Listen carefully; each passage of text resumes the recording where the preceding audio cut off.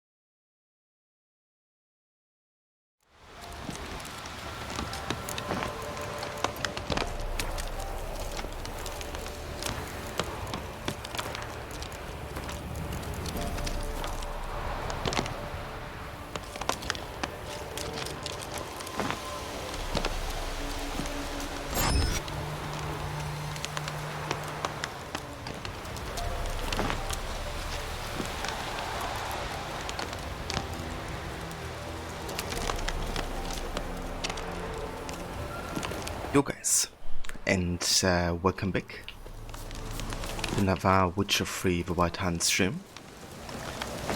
Today we will continue with the last bits and pieces of Velen and Novograd, side story wise, before we head to the Skellige Isles.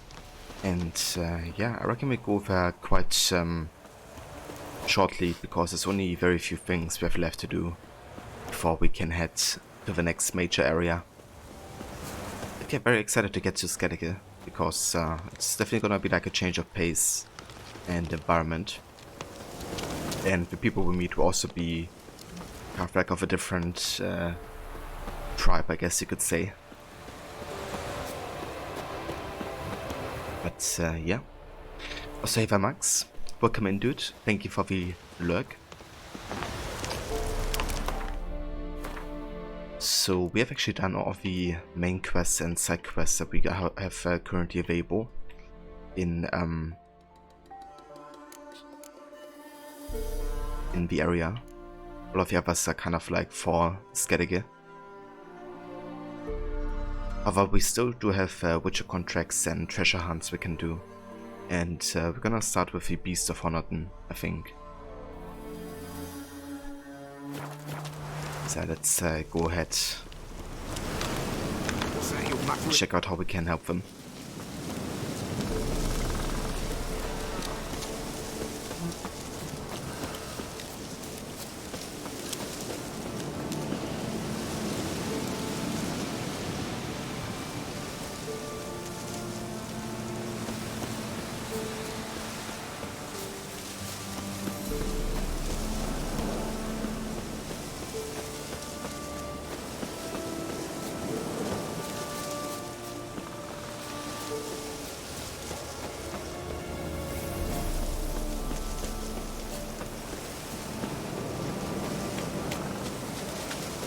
Necrophages, great.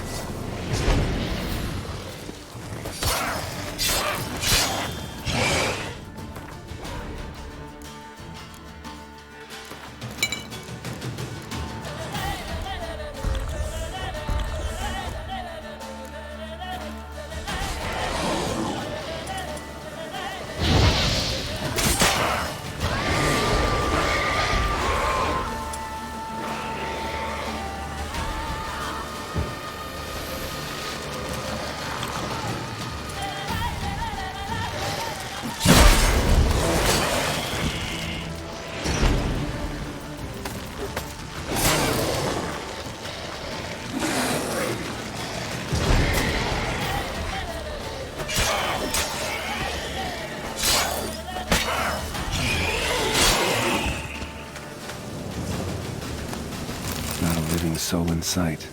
Something evil's been here. Necrophages appeared after.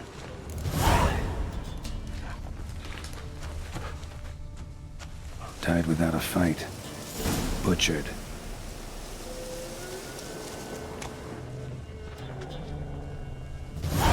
Gut sliced open. Probably died defending its owner.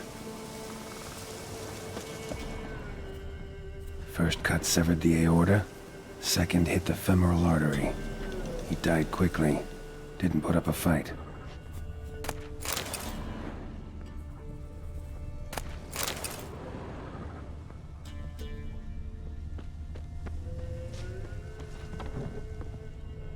Blade pierced her back between vertebrae. Severed her spinal cord. She couldn't move. Bled to death. I think that's the quest where the Witcher has actually killed all of these guys. I think had like a contract for him, and he then got like kind of like scammed or something. Like they didn't want to pay him, I think.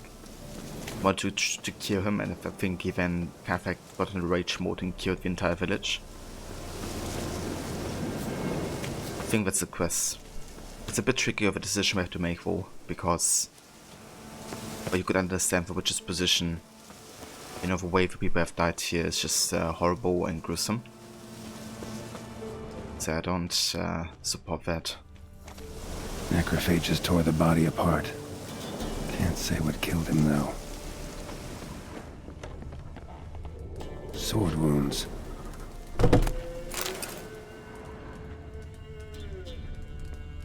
Fire still burning. This happened recently.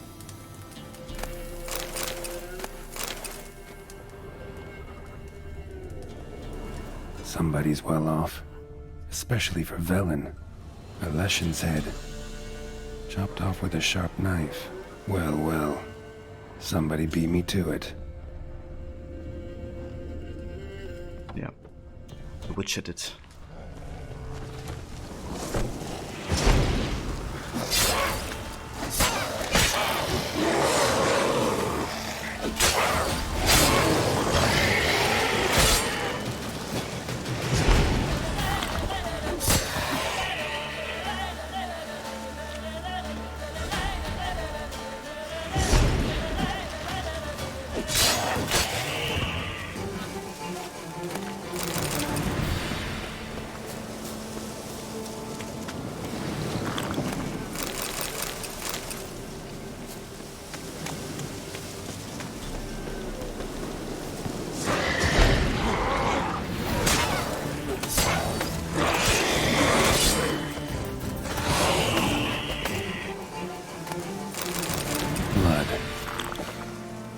Mixed with something.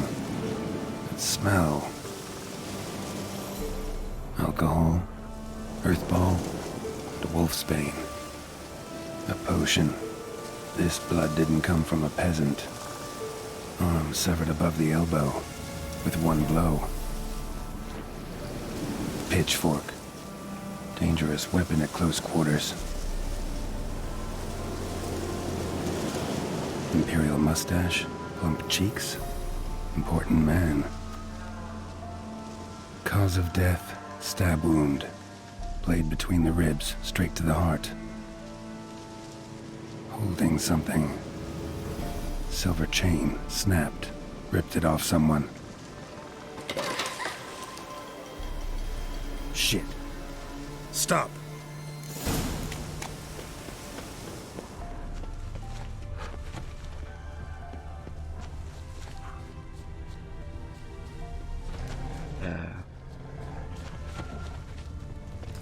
A doll.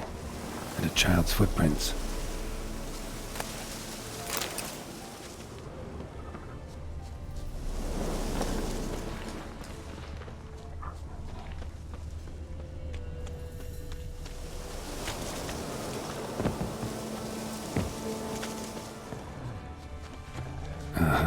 Gotcha. Don't worry. I'm not going to hurt you. Calm down. Just want to talk to you. Leave me be! Killer! Murderer! I got it wrong.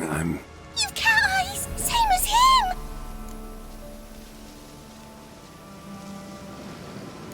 Same as... Same as him! The bad man who killed everyone! Did he have two swords on his back? Not telling you nothing! Go away! I'm not gonna manipulate her with Exi here. Let's give her her door. I'll show her that we are, you know, friendly to her. Huh. This doll yours, maybe? It is? He got a name? Master Freckleface. Pretty. Give him to me. Please.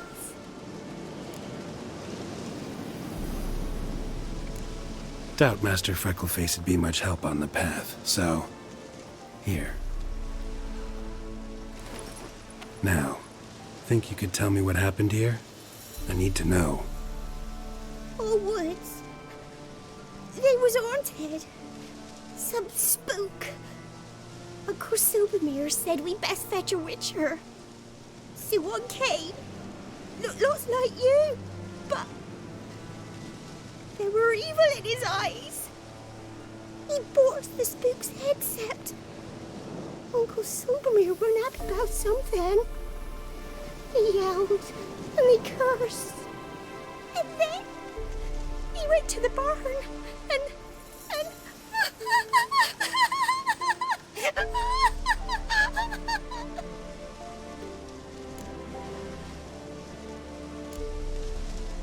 Shh.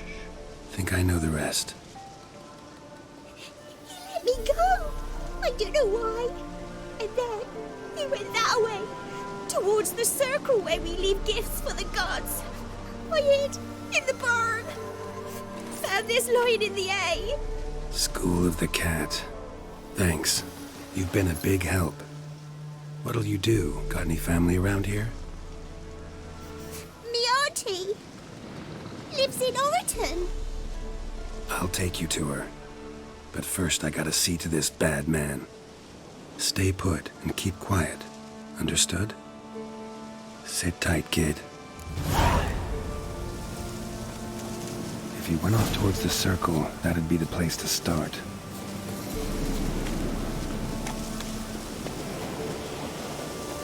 Yeah.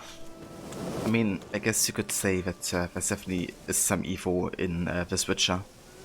Of course, you haven't heard his side of the story yet.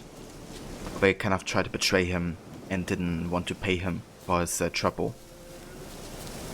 Which isn't right either, but the child could definitely tell that there's more in the Witcher than just like revenge. Maybe also some part where I enjoyed killing those people, or like Need to look around. purposefully killed everybody in the village except for the child. Even those may haven't been involved to make the decision in the first place.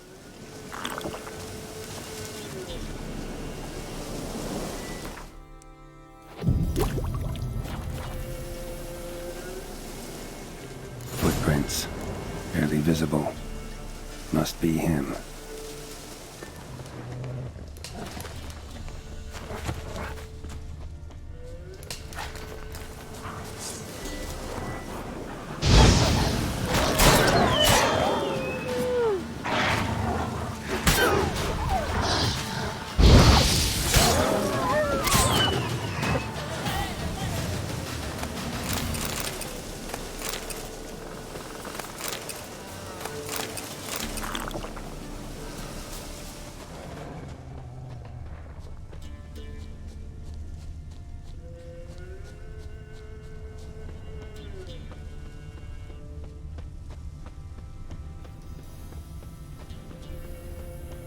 Well, well.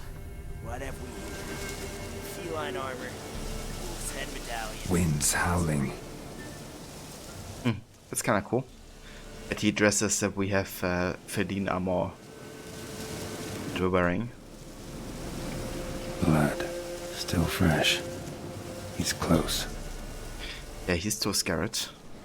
Maybe he's even sitting right in front of you.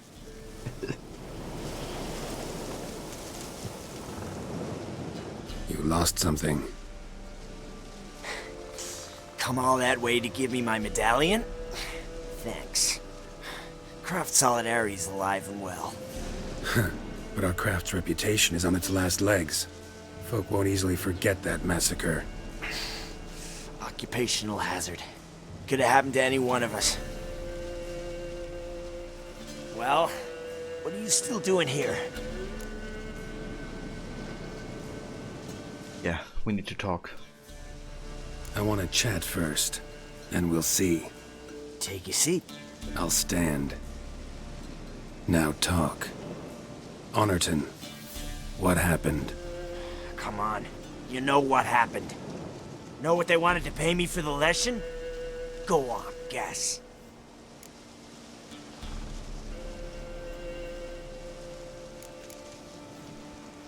Yeah, not in the mood to guess. Just tell me. Not in the mood for guessing games. I knew you were no fun the minute I saw you. 12. Understand, pal? 12 fucking crowns. Barely covers my potion ingredients. What had you agreed to? That several times over. But when it came time to pay up, you know the routine. Oh, good sir, me young'uns are starving. There's a war on. Gods have mercy. Show some pity. Rings a bell, but that's no reason to kill. I'm not finished. I told them I wouldn't show pity. And if I didn't see gold, they'd wish they had the lesson back. They got these grim looks. Then the alderman spoke. Come now, Master Witcher. Me and the lads, we hid some gold in the barn so's the Baron's men wouldn't take it. Come, you'll get your coin right quick.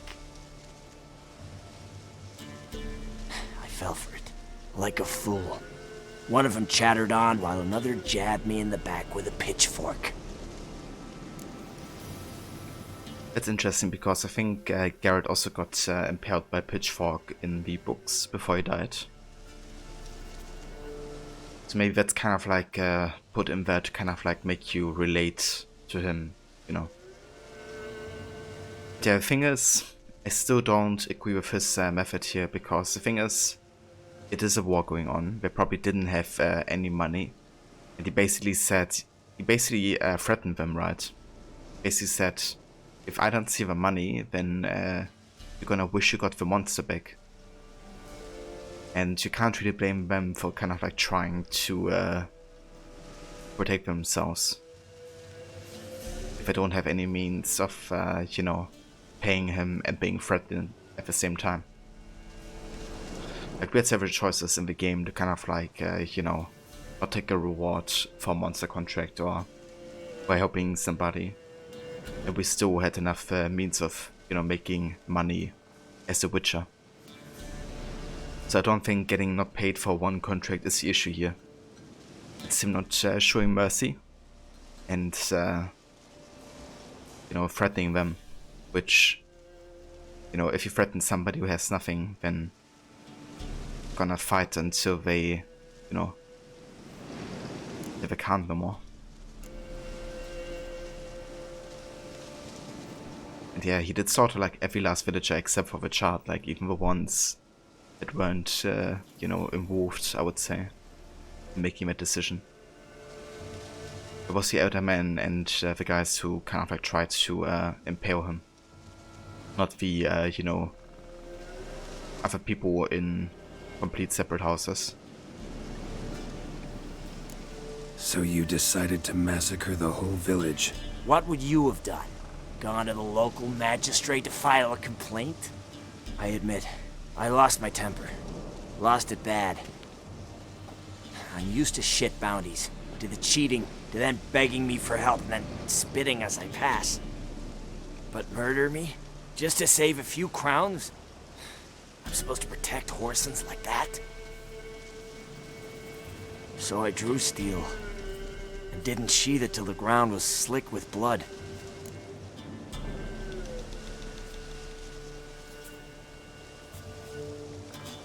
Yeah, I think he's gonna die. I mean, I can understand where he's coming from, and I don't think it's right either what the villagers did, obviously. But what he did is also wrong, and he kind of created a situation. I can imagine why he spared the Gervo, but yeah. A lot of innocents died in that village. Yeah, they did. My fucking bad. Got carried away. Not the first time either, right? Wanna kill me, Wolf? Fine. Draw your blade. Don't force me to confess. Yeah, so that's the thing. Like, he's done it before. You know, he's killed innocents. And you can also tell that he doesn't really care either. He was just like angry, and he felt like, you know, everybody deserved to die there. Except for the child. And with that he became a monster himself. Which means we will kill him. Stand and fight. Wow. So that chat, what the hell was the point? I give folk a chance to defend themselves, unlike you. Awful chivalrous. A regular defender of the downtrodden. Don't mind if I have a dose to swallow. Come on, I'm injured. Believe in the odds a bit. Of course. Fine. Drink.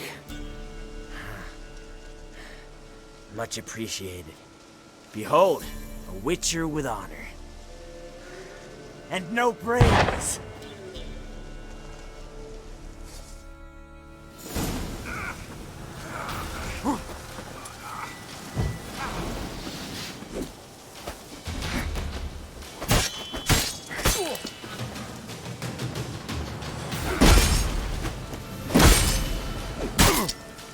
Holy shit. I take potions. It's an issue. And I blocked our...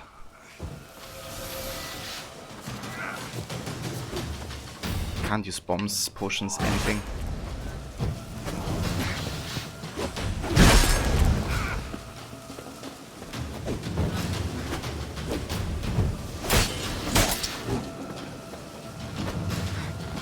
I think we're worth a sec here.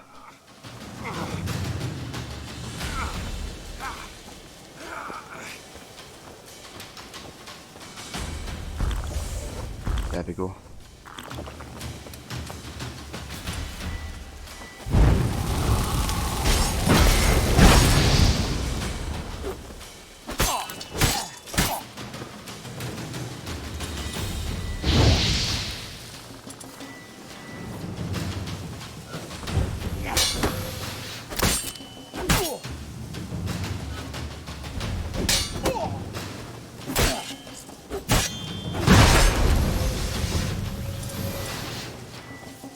Come on, come closer.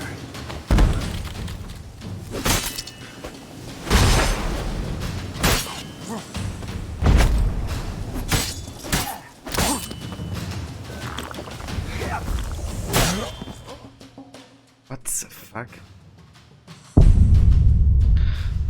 Okay, let's do this again then. It's basically like two-shotting me. I mean, there's like 5 level difference, of course, but yeah, it's a bit tricky. You can die very easily if you don't have Quinn. Let's try this again then.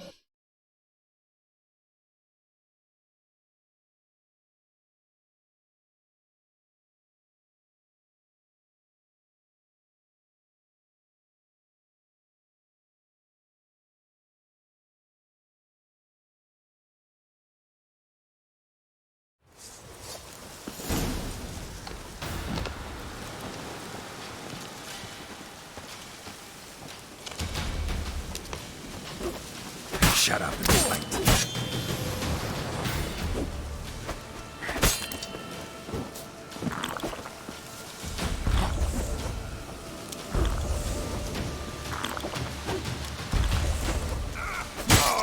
What the fuck?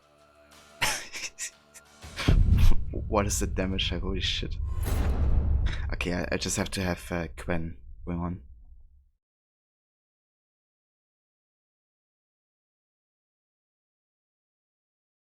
Without it, it's just too risky.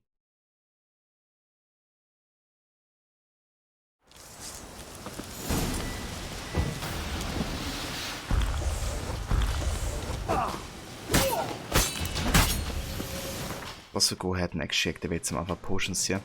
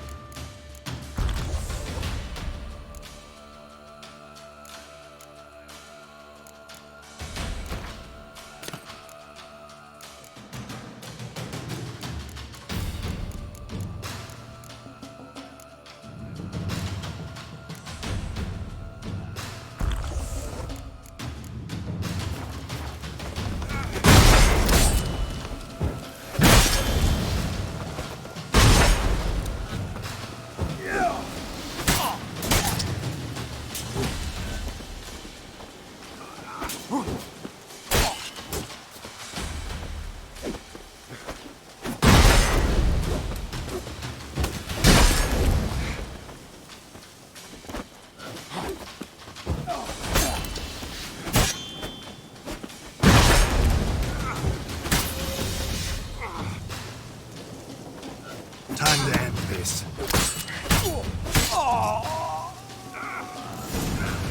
The soil lie light upon you. Should get back to the kid before something else sniffs her out. The bastard.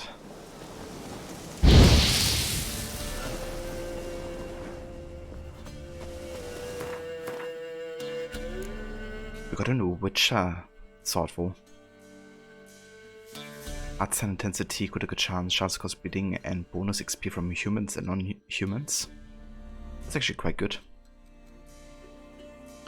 I do like my current ones. With the armor piercing.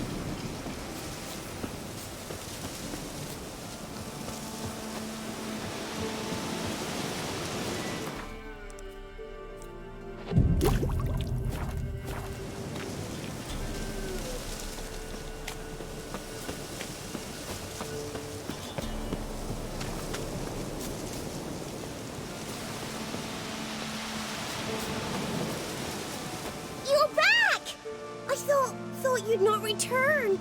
That he'd hurt you too. I'm fine. And he won't hurt anyone ever again. So you'll take me to my auntie's? It's awful here. Sure thing. Let's go. Think I could ride on your shoulders?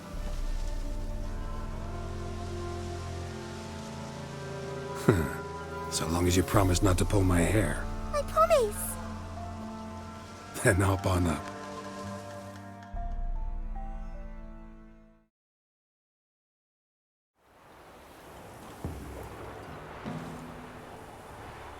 Auntie Lucy!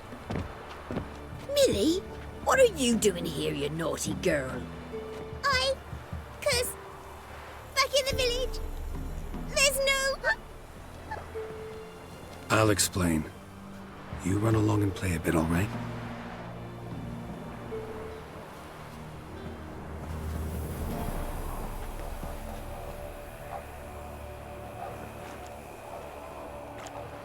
There was a massacre in Honorton.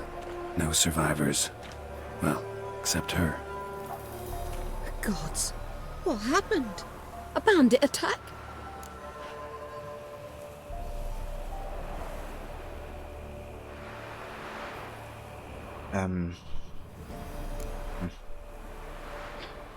The question is, what is she gonna think about us if we say like another Witcher did it?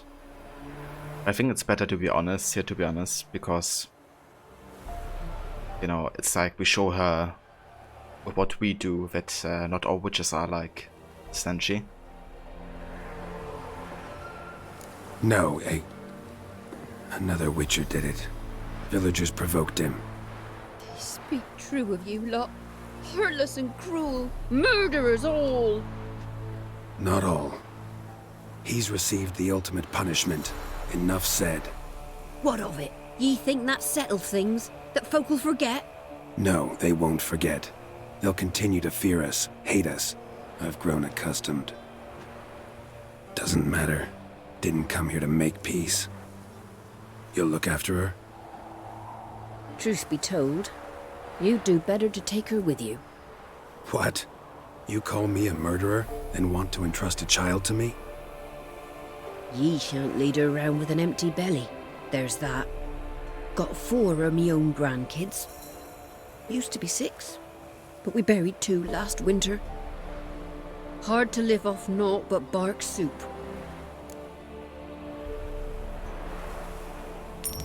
Take this. Use it for food, and only food.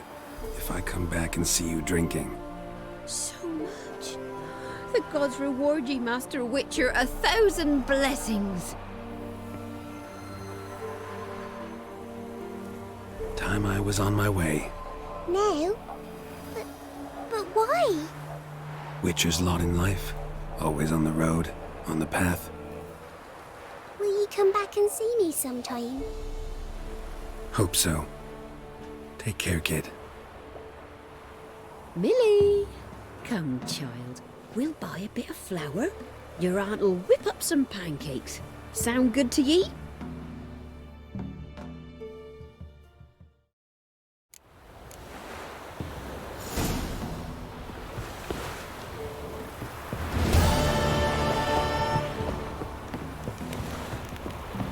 It was a great monster contract. I really liked the plot twists, you know, that monster had already been dealt with. However, it turns out the Witcher as a monster himself. And I like how you have an option to kind of like do the opposite of a Witcher 2, right? Like you can help somebody who's in need, rather than, you know, try to extort them for more money. Yeah, that was a great cyclist here. Enjoyed it. Okay, I think we're gonna do one more contract. However, before we do that, I'm gonna do a bit more scavenger hunt stuff here. We can still find some Cat's-Go gear. Let's go ahead and find a fast travel point here. Heard of the Flyhead Brigade? Your kind, sir. Non-humans.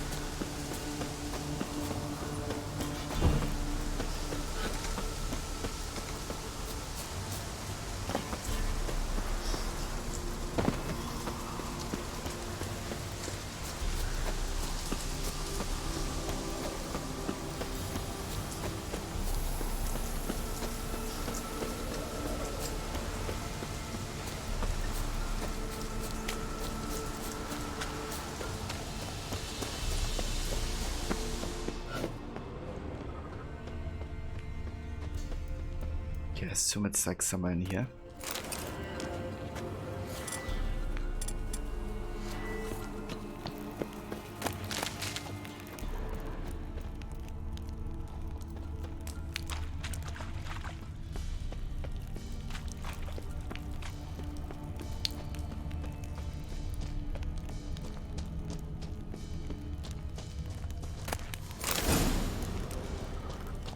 Nice.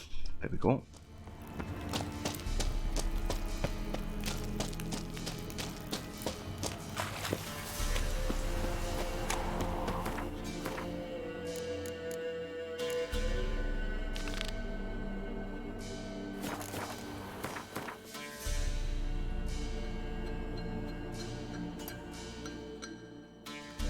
We could actually go there.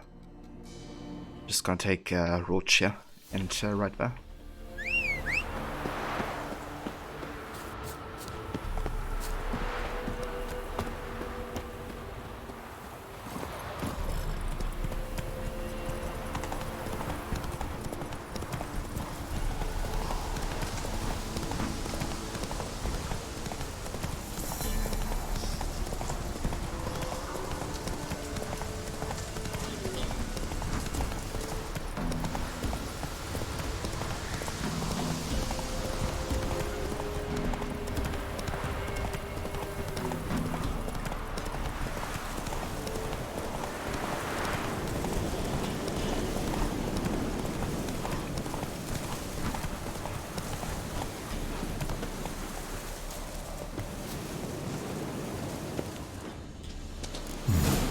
Might want to look around some.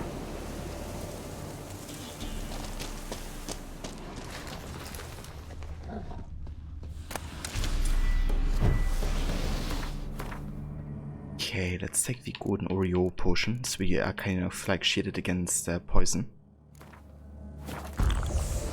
And let's also take the cat.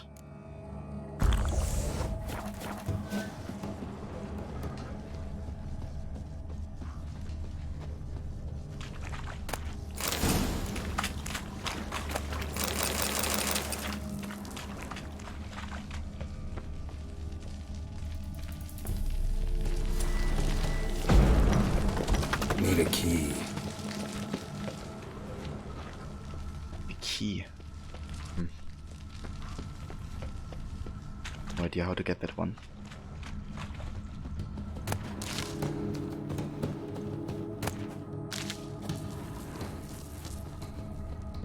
Maybe it's connected to a quest we get later.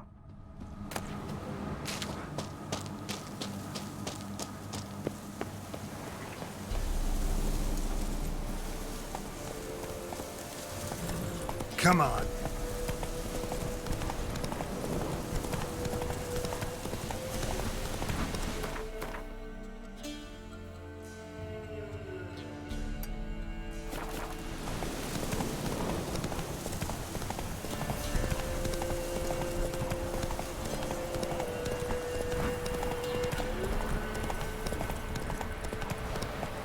Not so fast, Roach.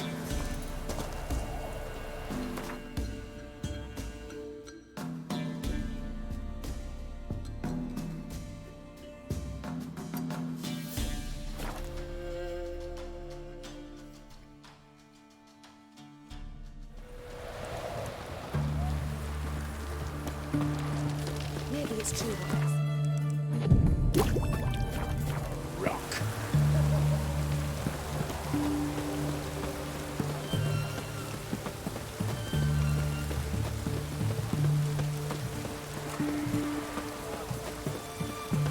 It's damp. It's damp. It's raining, of course it's going to be damp. Ah, a customer. Will you craft something for me? Okay, what can I craft? Oh, we can actually craft some really good stuff here. Even the Witcher gear.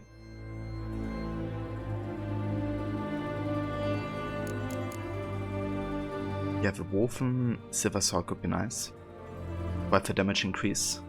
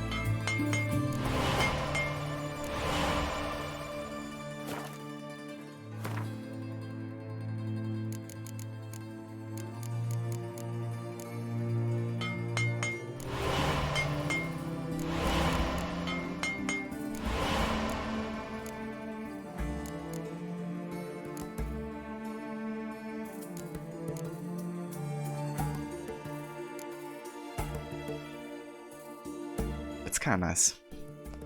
Exploding boats. Need Zerkanium powder for this. Can I craft that?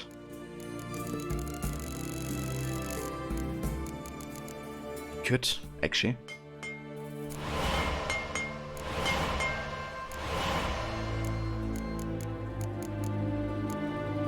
How about we create some exploding boats here?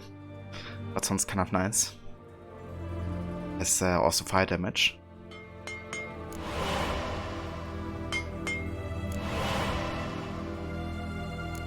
Nice. Farewell. We got 40 of those. That's cool. It's raining, of course it's going to be damp.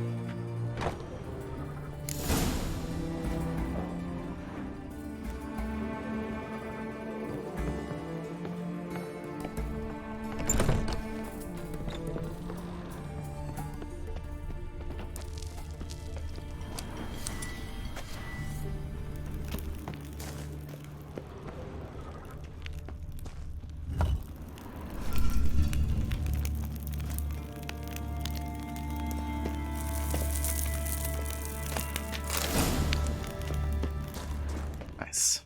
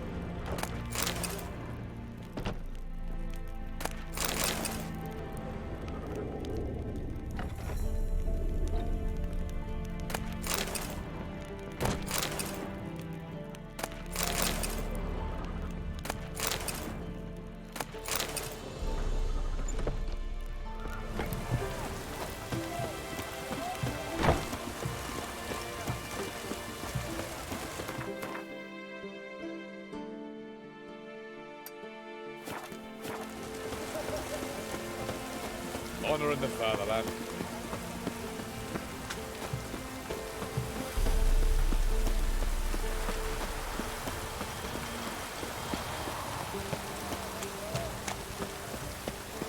Stay out of my way.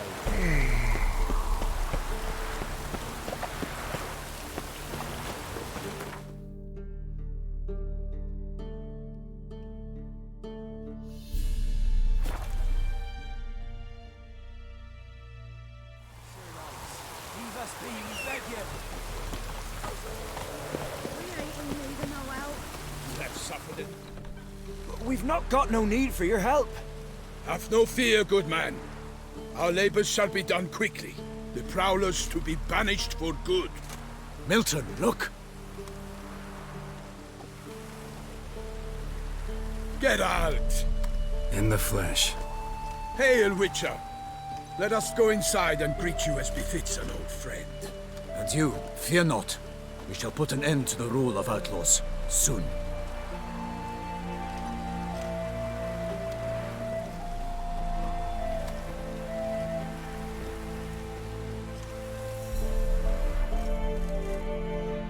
Found your message on a notice board. You see, Pomerin? I told you. The griffin at White Orchard.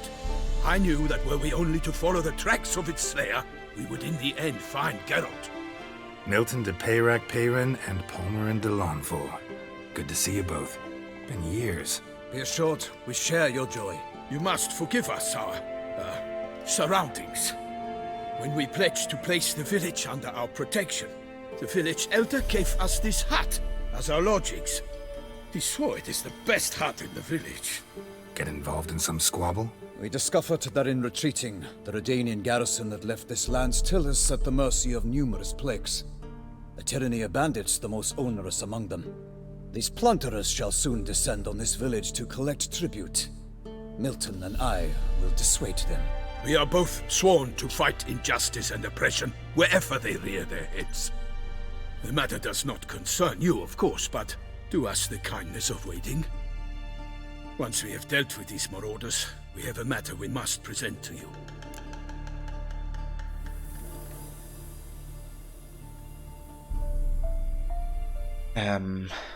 Okay, so this is actually the start of a Blood and Wine DLC. I didn't realize that when we got over there, because I thought it was just like a random quest that, you know, started.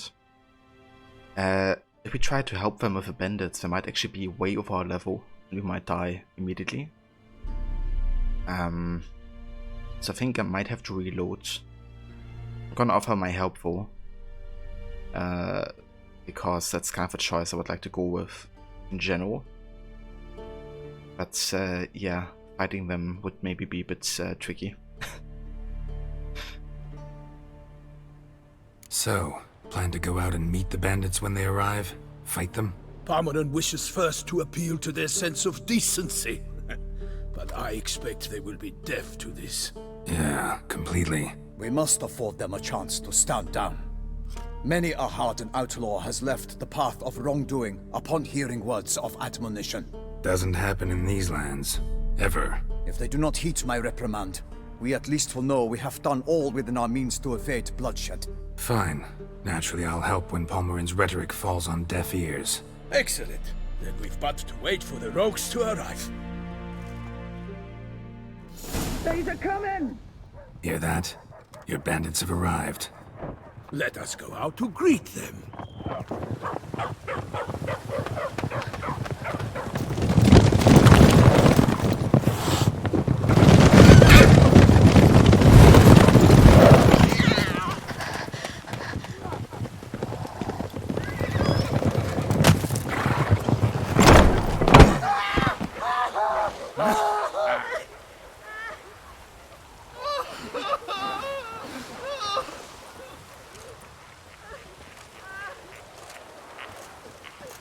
Hark!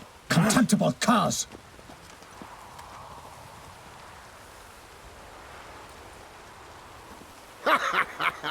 He mean us? I, Palmerin de Lawnfall, call upon you to repent. Set your hearts. Do you not see that they are blackened? Regular Punch and Judy here. To prey upon commoners is no honor. To loot their meager stores, abandon the path of shame, and we will spare you.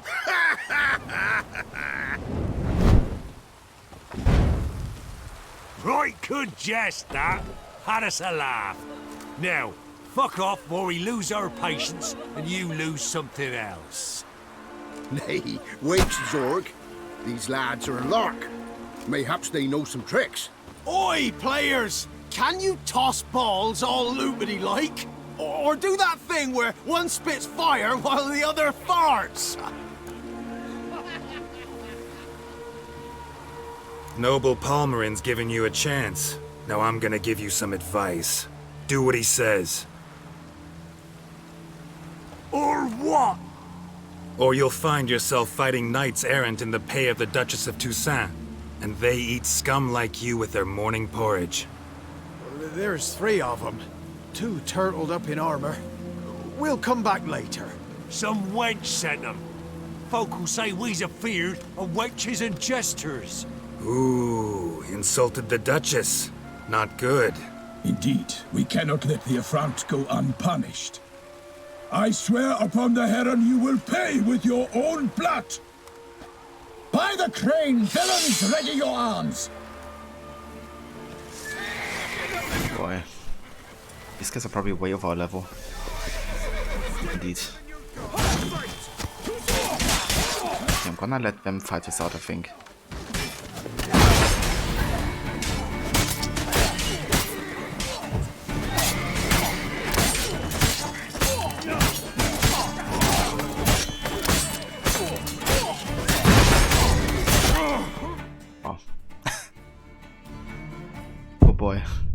one-shotted. Okay, I think what I'm gonna do actually is I'm gonna reload the save that was before we triggered this cutscene, because yeah, it just doesn't make much sense doing like a level 40 something quest here.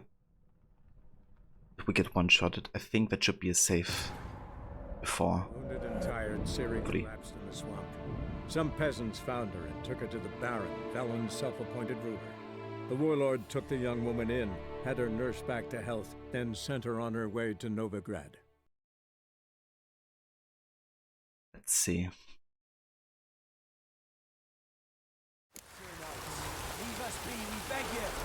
Okay, cool. So you can avoid this quest for now. But it's definitely interesting, you know, like, I feel it's kind of one of those moments where you can really tell you're getting, like, into a different kind of, like, area afterwards.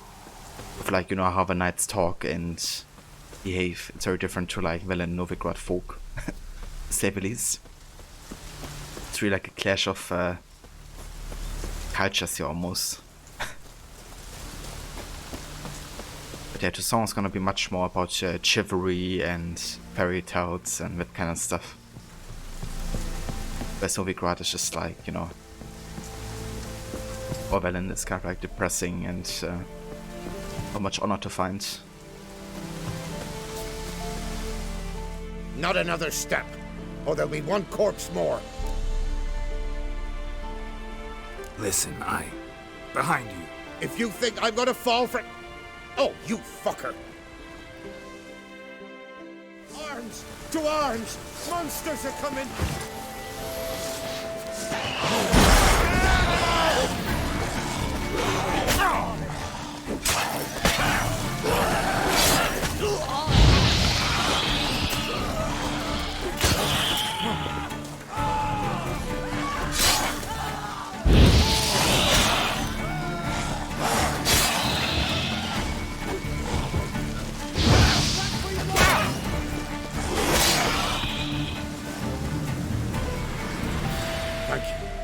If not for you, that would have been the end of us. Sure as spring.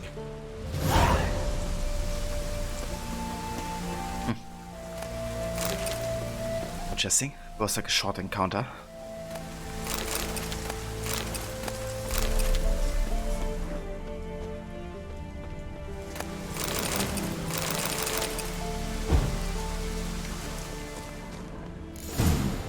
Might want to look around some.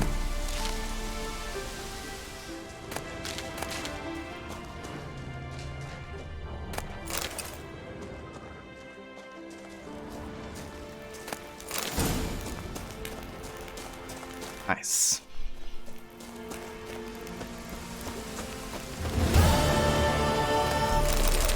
It's the last part of the enhanced Verdient set. Oh yeah. Okay, and I think that's probably everything we're gonna do in Novograd and Velen for now. The war school year is in Kermohin, we get that later. We have Skellige. These are just a bit too high level right now to wanna go over yet. So yeah, gonna wait with the other stuff here. Cycles wise we also have done everything, and main quest wise too, so I think it's actually time to go and find a boat headed to Skellige now. Make a waiver. I'm gonna check though if there's like any notice boards that have like a quest on them, or like another craft location or quest that spawned. I don't think so. As mentioned before, all of these other locations to the north and east side here, we're gonna be doing during the Hearts of Stone DLC. So yeah, we're actually done for now. There's one location up here though, Novograd, that I haven't done yet. But I think we're just gonna do that at a later point. We still come back to Novograd, so we can do it at a later point as well. Okay, let's go to a fast travel point here.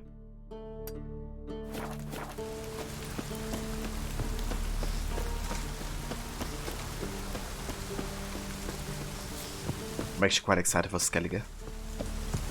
Get a bit of a change of environment and all that. Of course, we spent like lots of time in Belen and Novograd already.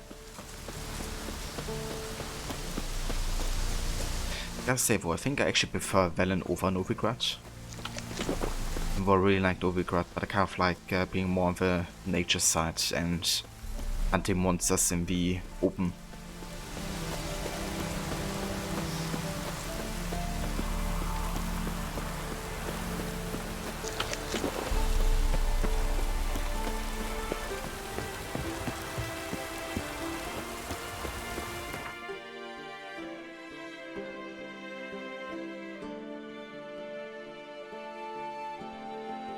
Let's actually head to the stash first.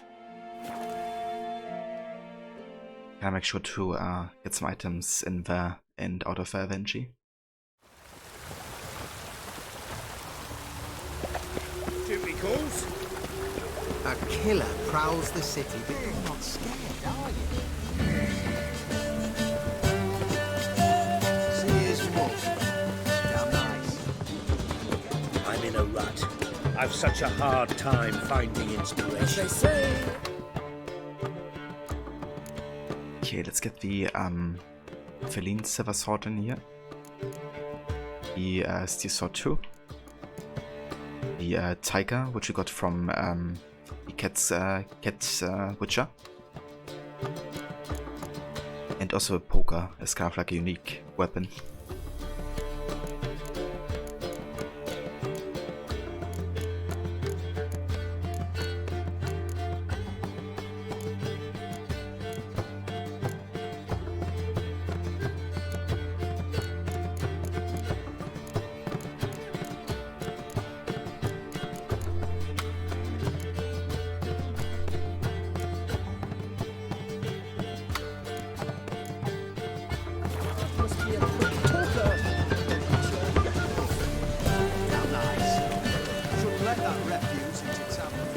Something stinks.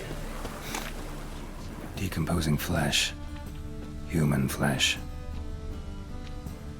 What quest is this? Slight wound. Shallow, but severed his artery. What are you holding? A key. Kept running. Interesting. He bled to death.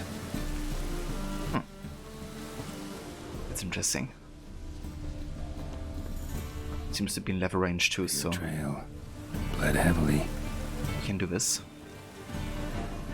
I love how you have like sometimes completely random quests, you know. You don't plan on doing it, but just like happens. It's a nice distraction. Someone invite you here? No. Followed a trail of human blood. So you found our pal Derek? Well, well, must have a good eye. After our little, well, falling out, I spent half a day looking for him. And all I got out of it was a stroll and some dog shit on my shoes. Soiled me fine as poolings. Snake skin. Take a gander. What are you gabbing for? Cleaver said it clear. Anyone finds our den, shove him between the ribs and drop him in the gutter. Think, Grun. Just once use your fucking melon. If the witch has found the body, he's found the key too. Can't open the drop box without the key. We don't open the drop box, Cleaver don't get what he ordered. Cleaver don't get what he ordered, he gets angry. You want that? Didn't think so. So, hard to hear me. You got two options. First, give us the key. I pay you for your trouble and everyone goes their own way smiling. Second, make a fuss. We do what Grun wants. Chip between your ribs.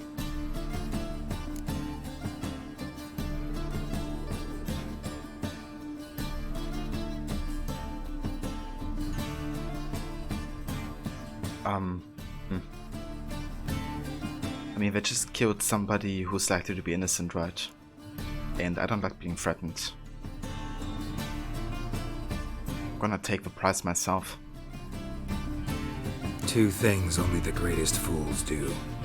Throw stones at hornets' nests and threaten a witcher.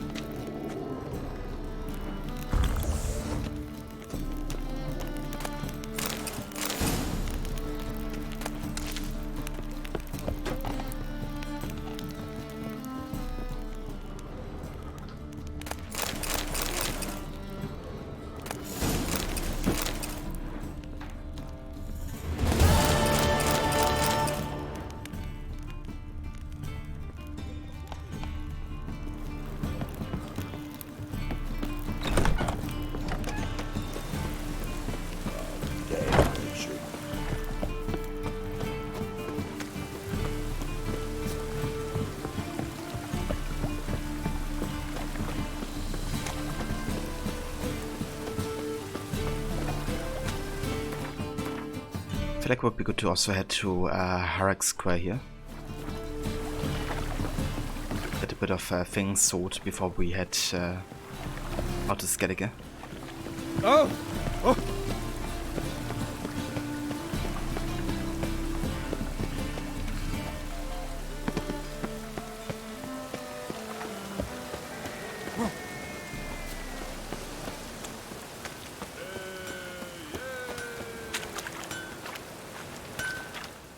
Need something sharpened? Reforged? Like you to craft something for me. Think you can? Okay, so he's also crafting the Witcher swords. That's cool.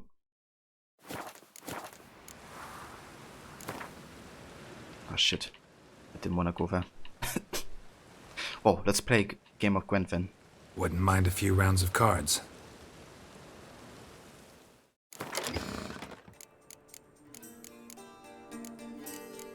Okay, let's actually play Novograd.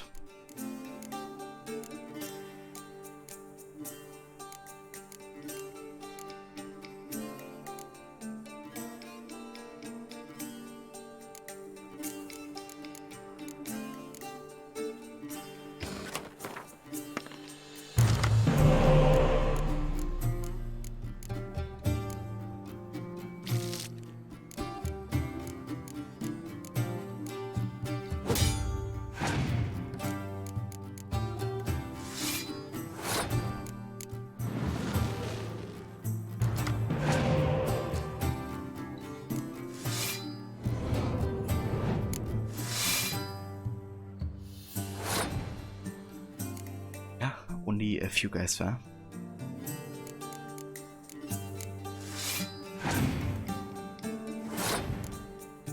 Okay, let's see. I want to win this round here. That's that.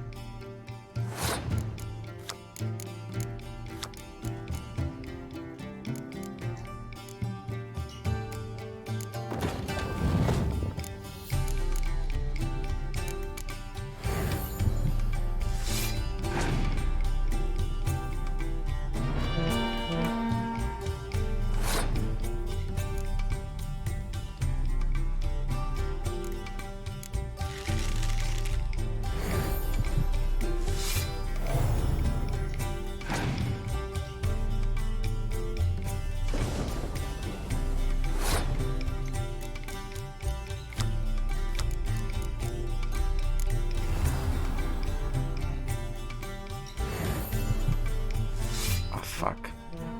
I should have done that. Oh, you can scotch me. But he hasn't done it yet. Surprising. But I think he's definitely gonna scorch me here. I think I'm just gonna pass here, to be honest.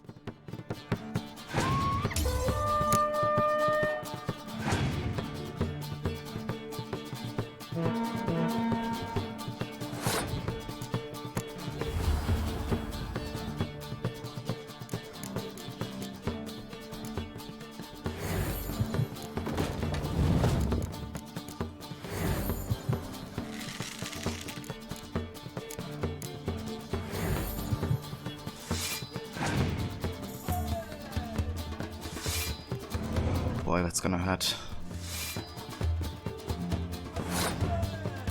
I don't think we can even win this.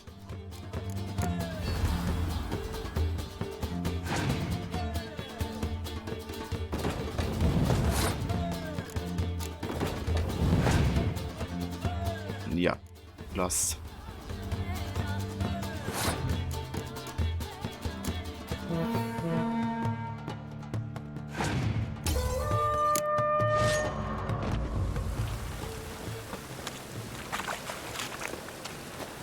Probably shouldn't have played Novograd there.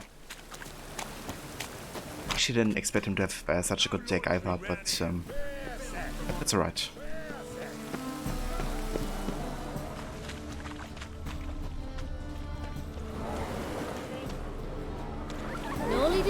Who's captain of this ship?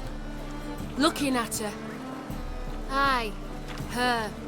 That's right. I, a woman, am captain. Shocking as shit, I know. Ooh, look at that.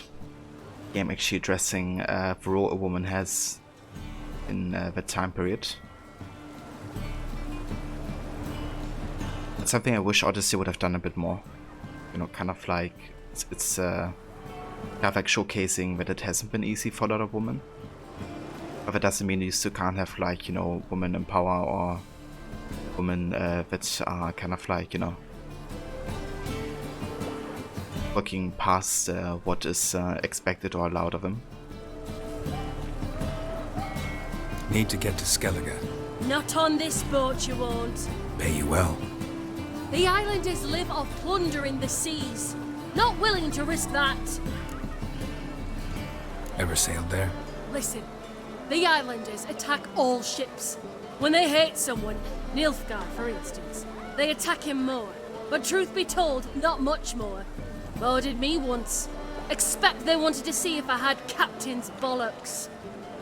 That spot of fun gave me enough Skellige for a lifetime.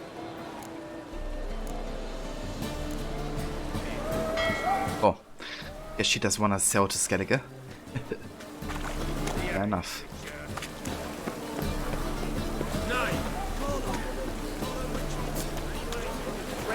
Again.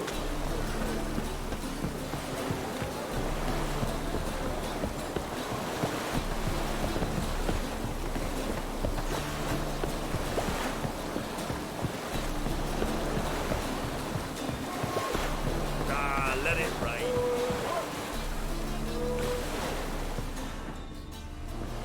Deathmarch? No clue. Drinking somewheres, I reckon. Like always.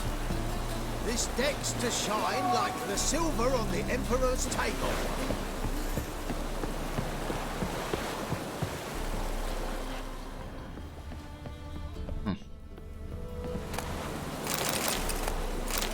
Oh, where's the captain then?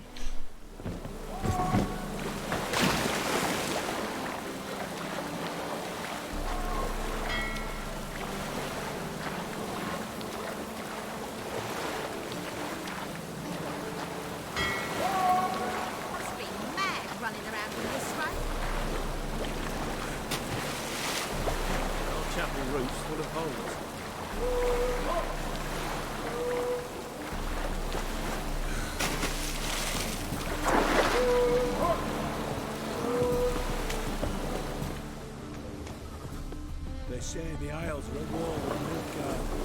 Look at this. It's a miracle we came back alive. Not all of us did. Bloody pirates. Okay, where's the guy then? Waste of breath. Hey, Captain Liglet. You captain of this tub? What's it to you? I'm Skellige bound. Need to get there. Start swimming. Islanders, the black ones, all attackers in those waters. No one sails the route these days. Come on. Clans are ready to deal. Leave you alone if you do. Someone's done it. Gotta have. Not likely. Except maybe that daft bastard Wolverston from the Atropos. A liar, a thief, and a bugger, that one. He might have parlayed with the sea swine. Where can I find him? In a pigsty most times. Others, the Golden Sturgeon. Ask for Flask. Everyone knows him. Went from captain to captain here. Fair enough.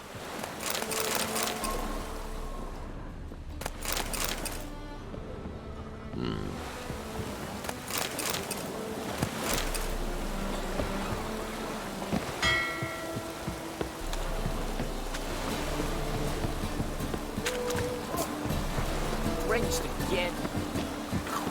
Really use your punishers. Oh God, the Reapers come for me. Hold up, actually let me take care of something real quick.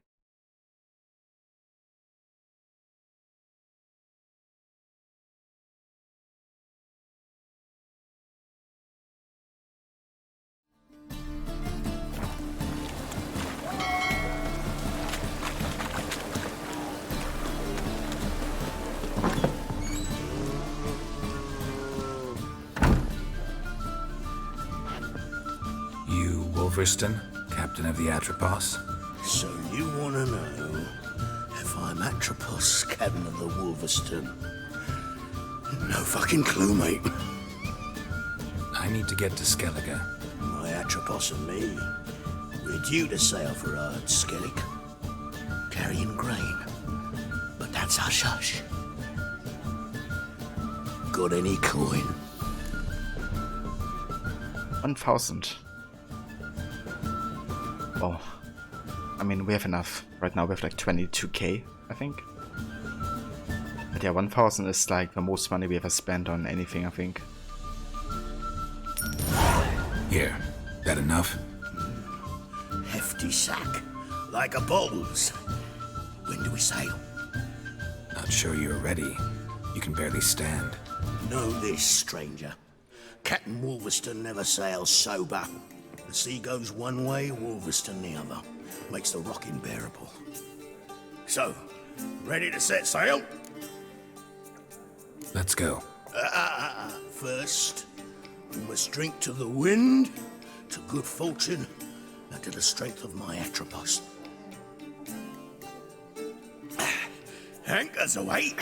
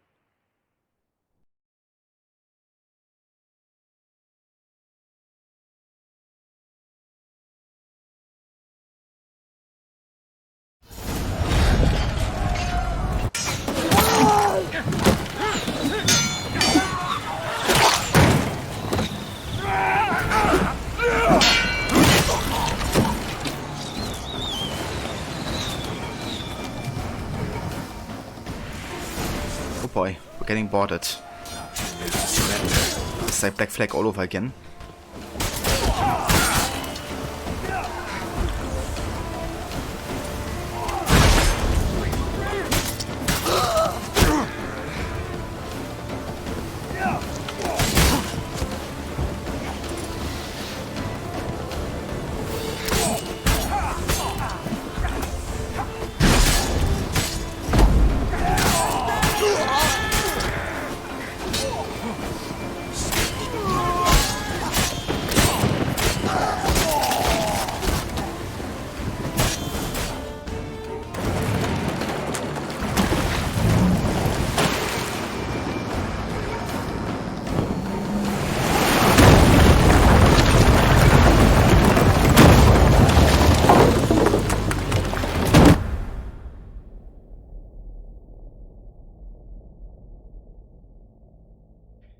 Oh, that's not ideal.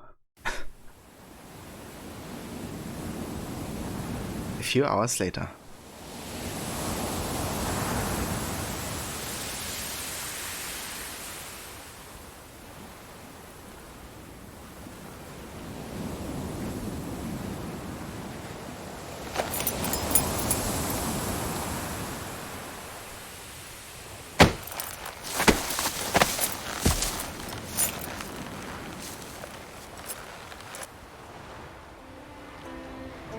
Back off or I'll kill you.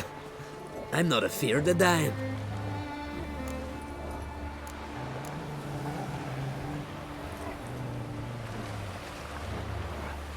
No idea why it showcases now 1 and 2 kind of like it's recognizing keyboard over my controller. It's a bit weird. See, I've landed on Ord Skellig. How you figure that? You're wearing Clan on Crate colors. Ord Skellig's their island. On the Atropos, were you? Yeah, thought the captain had a deal with you. With us? Meaning who exactly? Might have arranged something with Lugos, but crack? Nay. Clearly should have, though. Outlander ships aren't welcome in these waters. What about you? What do you seek in Skellige, eh? Agreed to meet a sorceress here.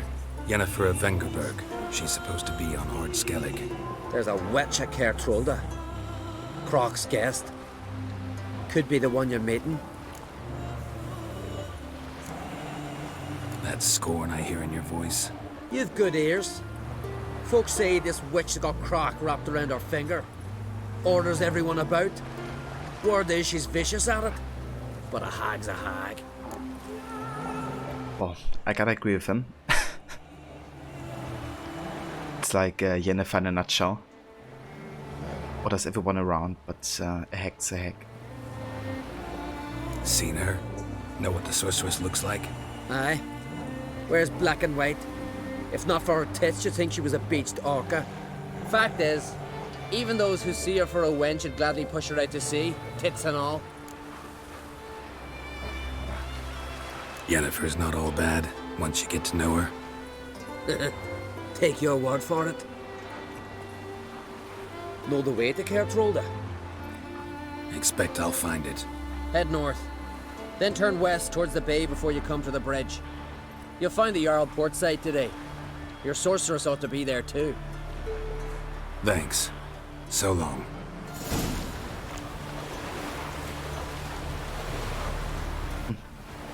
Like how we're kind of like seasick a little bit. How the camera kind of like moved.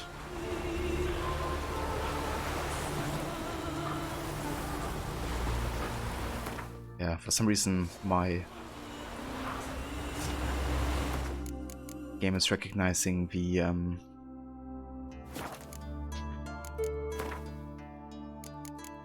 keyboard over my controller. Can I change it here?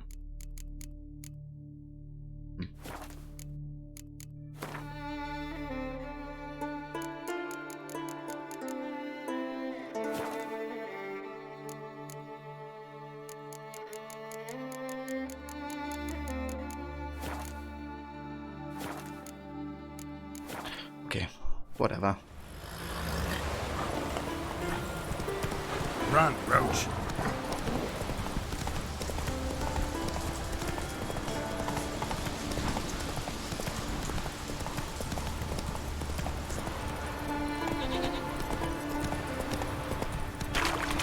Oh yeah. The mountains of Skellige.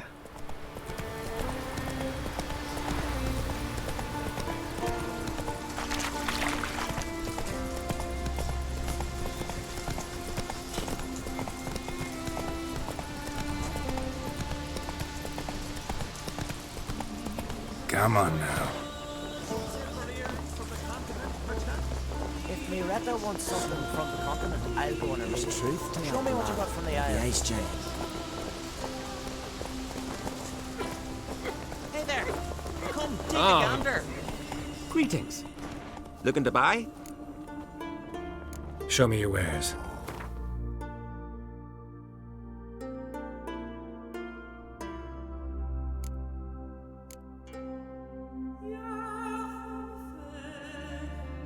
Oh, nice. This will unlock fast travel points within Skellige. I think I'm gonna buy all of these maps, I think.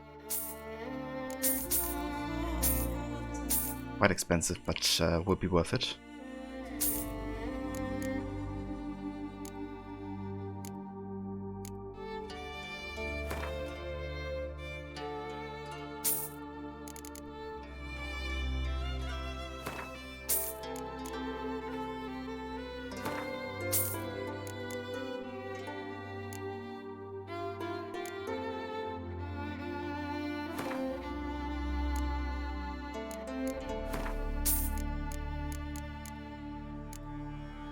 Let's see, we can also sell some stuff to him.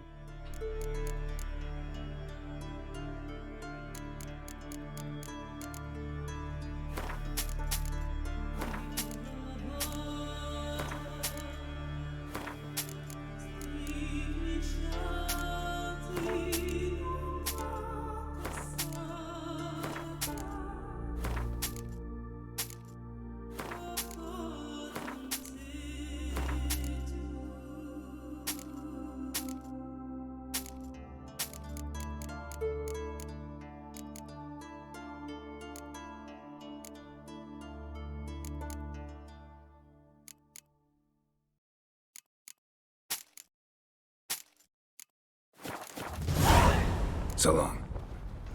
Come closer, Joining stranger. a raid or no? You blundered about that before. Best plate's not worth shite if a weak arm's swinging it ain't. Giddy up.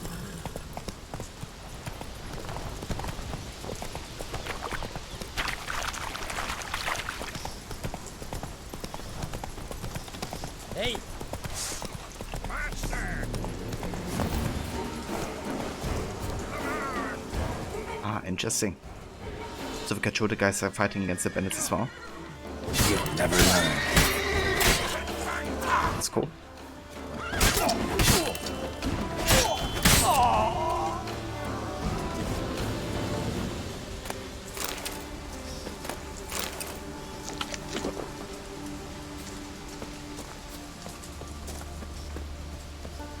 I do like me some faction fights. Kind of makes the game world a bit more dynamic again, I feel. If you have like multiple sides and factions that fight against each other without your influence.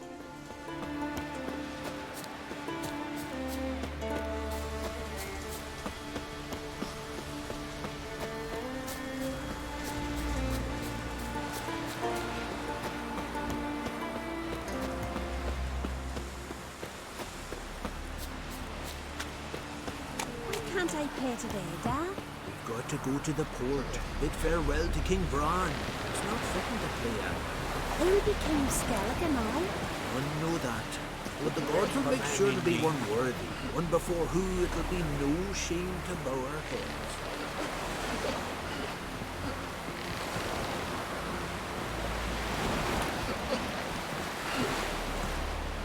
Sorry to trouble you, but I really have no choice. What is it?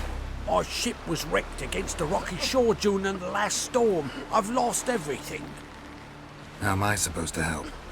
I haven't even got the coin for the journey home, and with each day's delay, I draw closer to bankruptcy. Might have guessed you'd come around to coin. So, need a loan? Or is it just alms you're after? I shall pay you back every lost copper, I swear it. You need only call on me at my address in Novograd. Sure. Fine, I'll help you.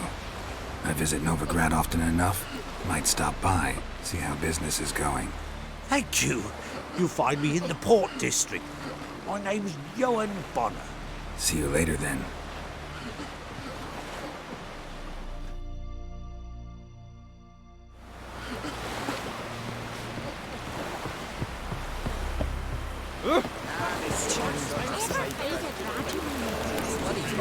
Our time amongst the living is but the wink of an eye.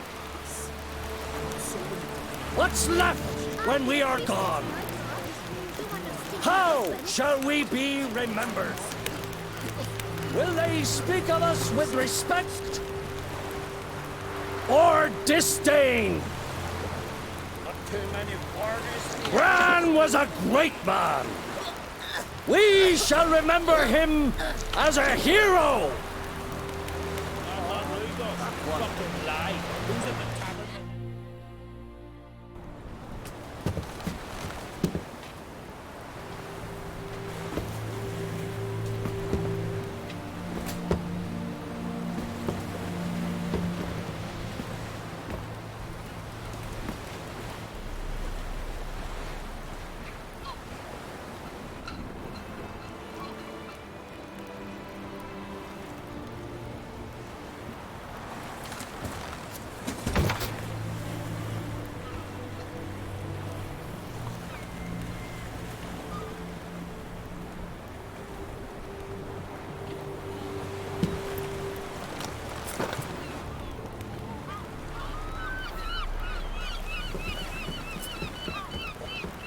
You need not do this, child.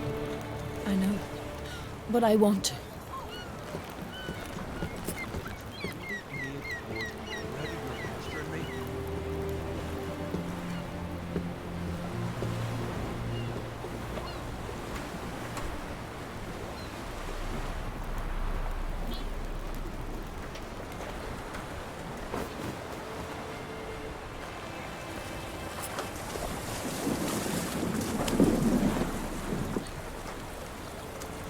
Tis madness. Such a young lass. Ernie should be the one going.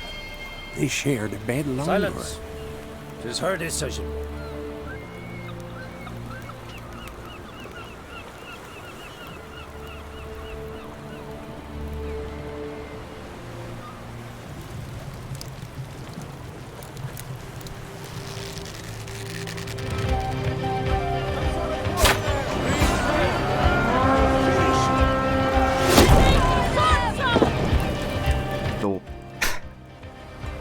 Delay on the raid start. Perfect time for horning as well. Hey Verrod, welcome in Sandy. Thank you so much for the raid, dude. Welcome in Raiders. Hey Vitalian, Walla, Ronnie, how are you guys doing? Welcome in. You look beautiful. Thank you. Nice to see you again. The eulogy. King Bran of Clan Tuirsech has embarked on his final voyage. At its end, our glorious ancestors await him. Together they will hunt and raid. They will sit round the fire and praise the deeds of ages past. For now, he lives in our hearts. One day, we too shall stand at his side and face the sea together. That will be a good day. Alright, there we go.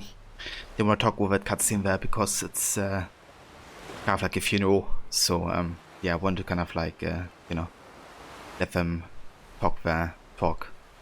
But yeah, welcome in everybody again. I hope you had a great rest of the stream, Rod, with some Red Dead Redemption 2 today.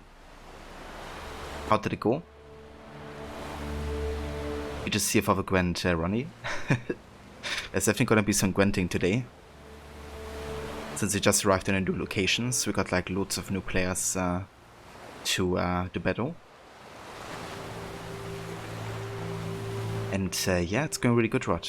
Having a nice time so far with Witcher. We finished with the rest of the Velen at Novograd side quests. So now the only thing that I kind of like in level range was Skellige. So I finally did get there just now. Rod shot a guy in the face.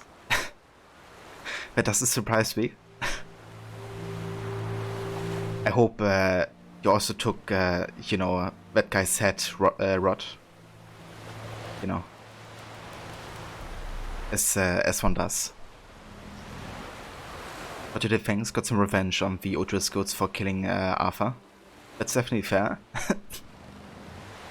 I reckon it was an O'Driscoll that got shot in the face then. Yeah, more like it's the adventures of Psycho Arthur. It's definitely funny what kind of situations you can get into trying to go for the 100% checklist, right? Like also some stuff that you just have to do to kind of like build up your bounty or something. You knew Bran? Yes, he was well respected. Unlike his wife.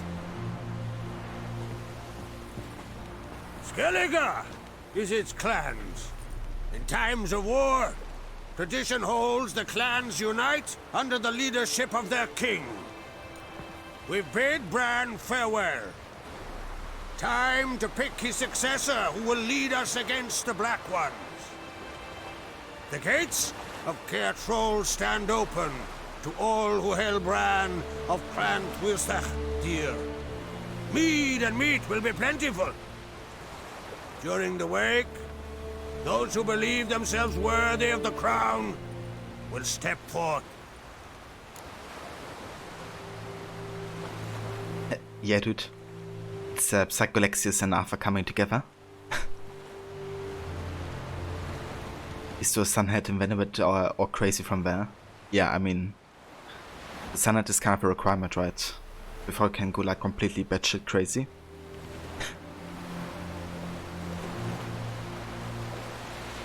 Not gonna lie, but my interest in the Psycho Sandra run for Odyssey has increased recently. I was actually thinking maybe I could do like a New Game Plus run and like immediately go for the Sunhead and kind of like special skin combo. If I have it look like immediately.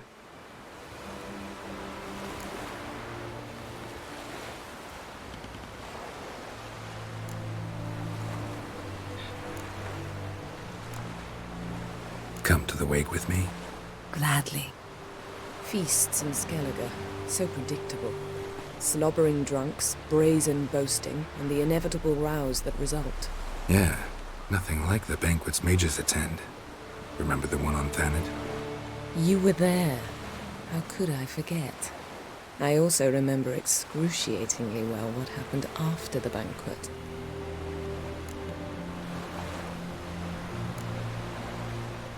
No worries, Rod. Take your time, dude. Stop reading my mind. Something to hide? Don't like secrets? No.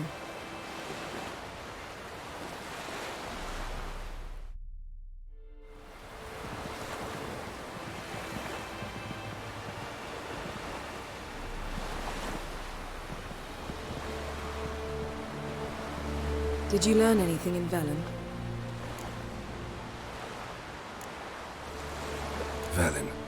Awful place. Somehow Ciri wound up at the castle of the local ruler, a baron, self-proclaimed. This was after she was injured. Injured? Was it serious? Don't think so. Must have recovered because this baron sent her on to Novograd. Think she was looking for you at the time. These witches Ciri came across, she was lucky to escape them. Witches? Creatures more like. Can't say exactly what they are, but they're dangerous. Very. Also ran into an old friend of ours in Velen, Kira. What on earth is Kira Metz doing in that wasteland? Hiding from witch hunters. Listen, she told me an elven mage had been there looking for Ciri. Good. You'll need to tell me more when we have some time. Been to Novograd. Ciri was there, looking for a way to lift some curse. She's not there anymore. You're certain? Heard it from Dandelion, with no embellishments. Do you know any more about this curse? Not much. Ciri ran into some trouble, never finished what she went there to do. I recovered a phylactery. She was looking for a way to enchant it. I'll look at it later. How about you? What have you learned? Something strange happened on Ard Skellige a time ago. A disaster brought about by a burst of magic. Extraordinary, really. Natural anomaly. Never seen anything like it. My intuition tells me Ciri was its cause. As much as I respect your intuition, Yen, we need something specific. Evidence. I'd know for certain if I was able to inspect the disaster zone. Unfortunately, Ermion and his druids aren't letting anyone near. Ermion's head of the Skellige Circle? Haven't seen him since... Since Ciri was a little girl. I doubt he'll do you any favors, not even for old time's sake. So why won't Ermion let you inspect the area of the anomaly? Call it a difference of opinion. A large, loud difference. Look, it's Krach. White Wolf! Greetings, Krach. I shall see you at the wake, and I'll not accept any excuses. I've an important matter to discuss with you.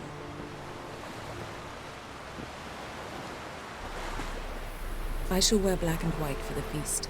I count on you to don something complimentary. Something that doesn't reek of 1,000 hunts. Yen, you know I can't stand new doublets. Just too tight till you break them in. And just like Krak, I'll not accept any excuses. We're not here to enjoy ourselves. We've matters to resolve and should dress appropriately. I've rented a room at the inn. Took the liberty of laying out some clothes for you there. You ought to go. Choose something. In the meantime, I've something to attend to. We'll meet at the entrance to the feast hall.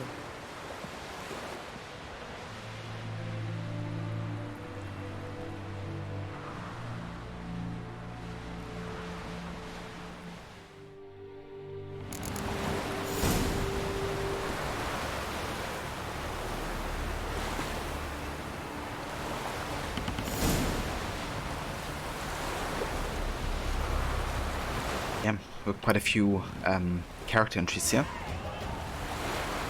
Oh yeah. Enter new level. Which means another skill point available.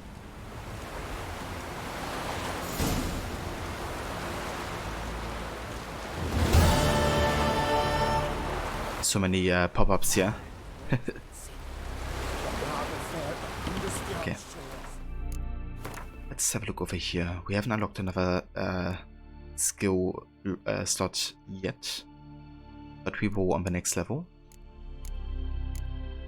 Can increase the strength training further. Let's do that.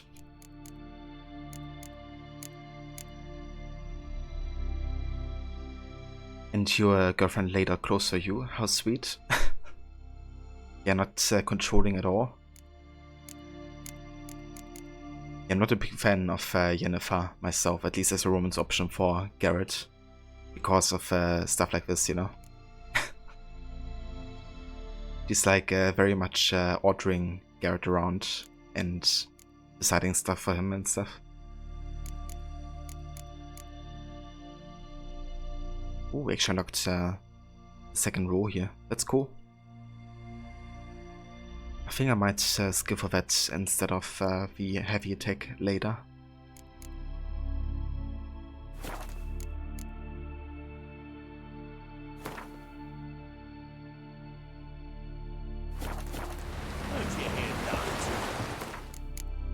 Okay, let's have a look at the new character entries here.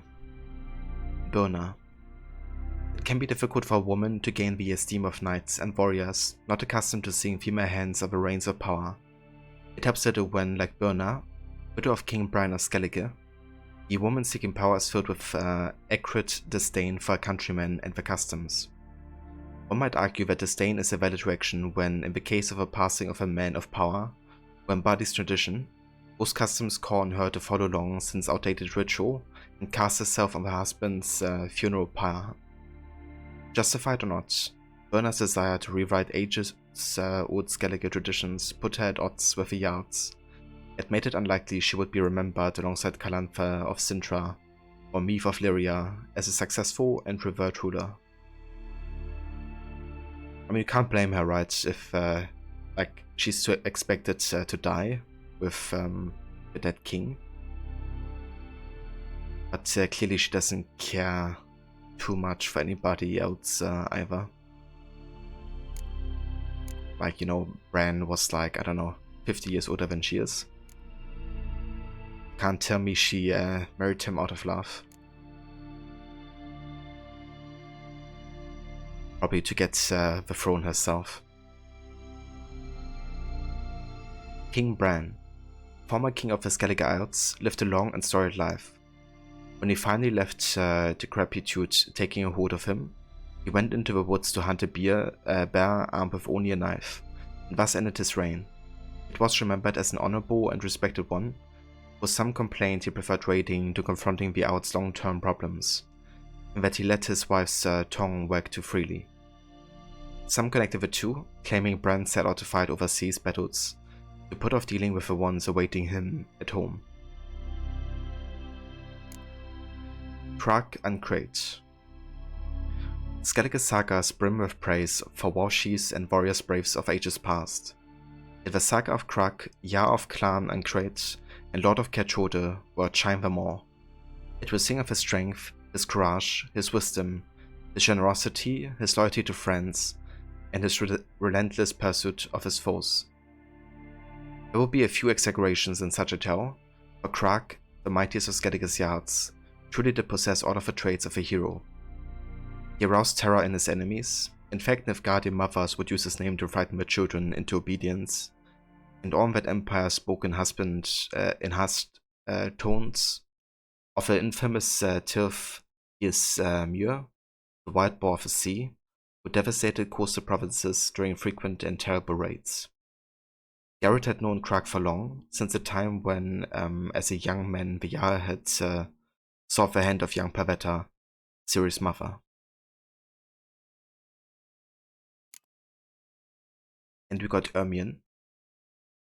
Most druids in Skellige differ from the deeply rooted continental stereotype of a grey-bearded old man in white robes, bowing before sacred oaks, laming wyverns, and pestering local lords with petitions to add yet another species to the list of protected beasts.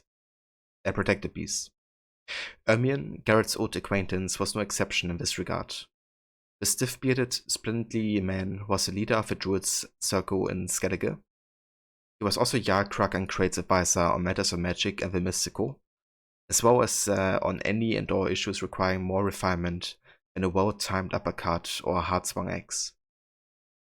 Ermion was known to be obstinate and to have a tendency, quite rare in Skellige, to consider all possible consequences of a particular course of action before it was undertaken. All this meant that conversing with him demanded a considerable amount of time and patience.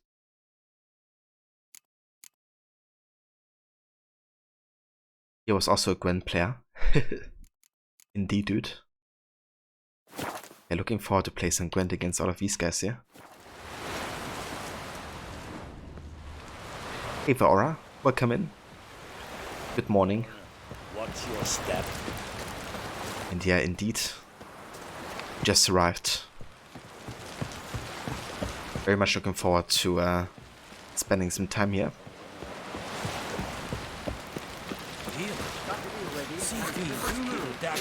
Send us away with Bran. I'm trying somebody to carry them. I do wonder where they're on the shore at Larby. His fierce gaze to protect us from the black ones. That's the voice actor Rod. Time for the chiselers. Must's got to be worth of a cool money.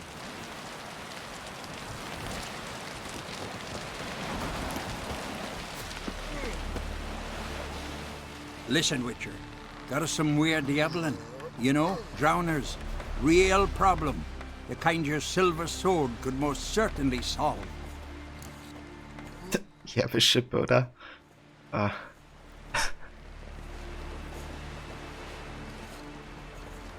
can't believe how often I rewatched that clip where you made the impression of him doing the joke. Still cracks me up. Let me guess. They're tearing your nets, devouring your fish, and attacking the occasional lone boatman or tavern patron who walks home along the shore. Were that the only harm? Terrors in the bay are meaner than on the continent. They hunt come dusk or dawn. They attack fishermen wielding just oars and warriors alike. Sea tosses them up after. Armor shredded, guts devoured. Strange. Any witnesses? Rurik, my apprentice. He was on a boat the Muir Diablin attacked. There's Tove too. Her man was killed. She lives nearby, up a bit. Sorry, none of that comes to mind.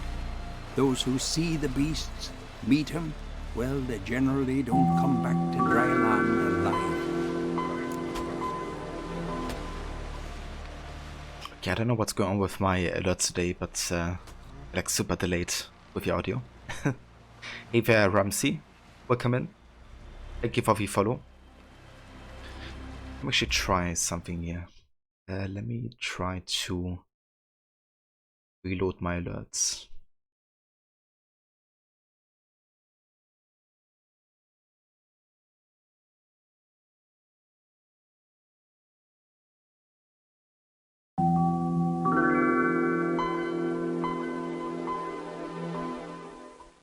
Okay, now it's actually working as intended. Cool.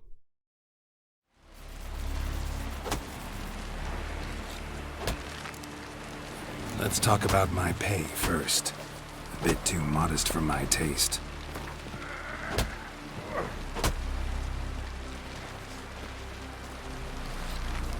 That's just a bit high, Master.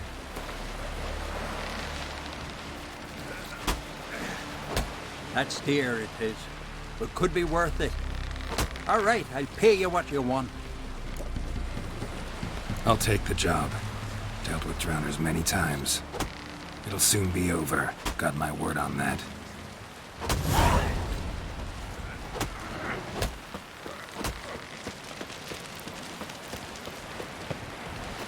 River, don't eat so much. Why the spit not? Because if you get hit in the gut and those herrings get tangled in your entrails, there'll be no hope for you. Mrs. Serves right. King worthily. Shouldn't eat or drink too much for a raid again. After though, rebel till you drop.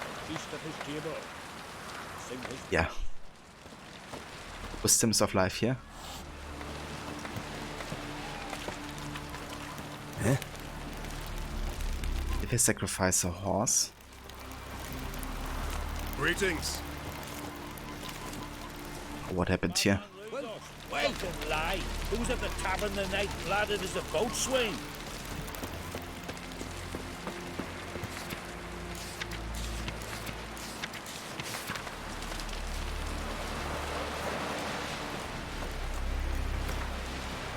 Contracts. Woodland Spirit. Warriors of Skellige. If there's a man of ye brave enough to face a woodland spirit, the cruel oppressor of the inhabitants of Fairland, you get a reward that will keep him in meat for a long while. We're not rich, but we've gathered a fair bit of coin between us. Come to Fairland and ask for Sven. Gwent lessons. I'm currently taking on pupils for lessons in the playing of Gwent. I shall only teach those who display discipline, a logical mindset, and the will to learn. Those with special aptitude are particularly welcome. Pupils must acquire and supply their own decks. I also am seeking more experienced players as partners to provide a challenge and a chance for the mutual improvement of our skills. Ermion, Druid.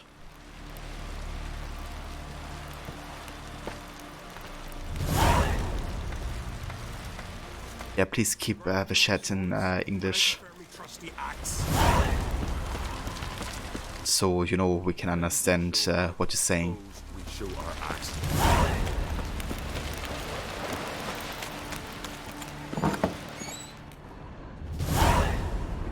You like to buy something from my stash? Oh, nice. Our first Gwent player in Skellige. But first, let's have a look what he's selling. Maybe. Let me see what you got. Okay. Let's go to alchemy here. Okay, so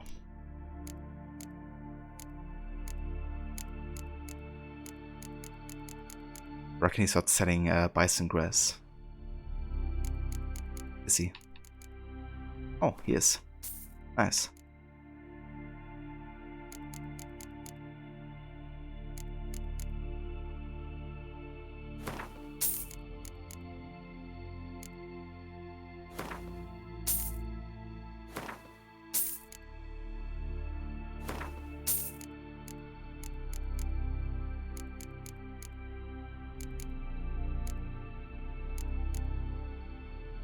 Oh damn, he's selling Barefoot for quite cheap actually. Let's get like 8 of those. Because Barefoot is actually needed for some alchemical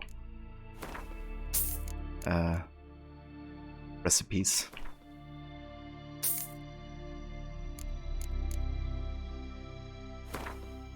It's gonna buy like a bit of everything, I think.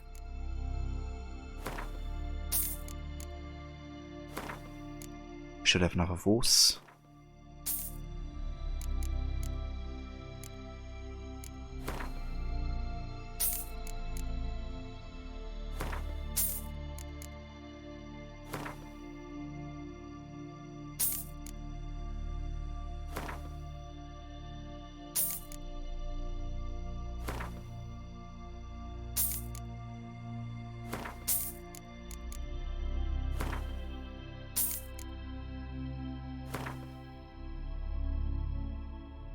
Did someone say Gwent?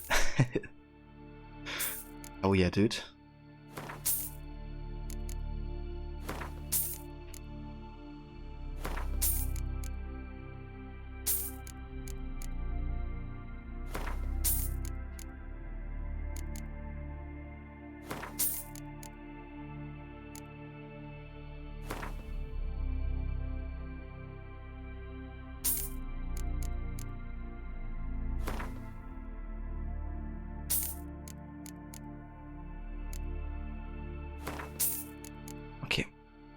could also get the Drowner pheromones. That could be nice. Let's buy this.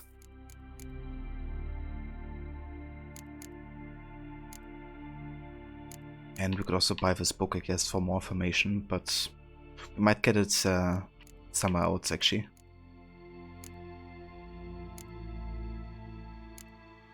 Yeah, we should be good.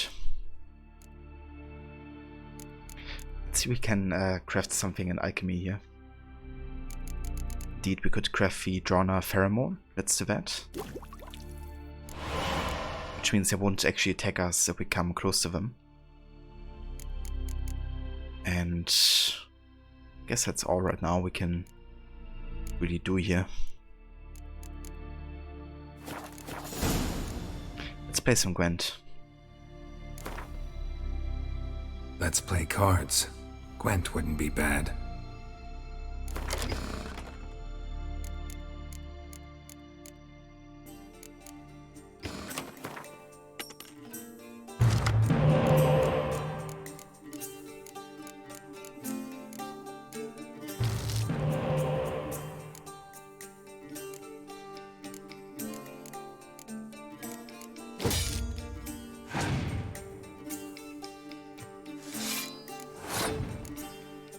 Damn, is Skellige playing Novograd? It's like blasphemy.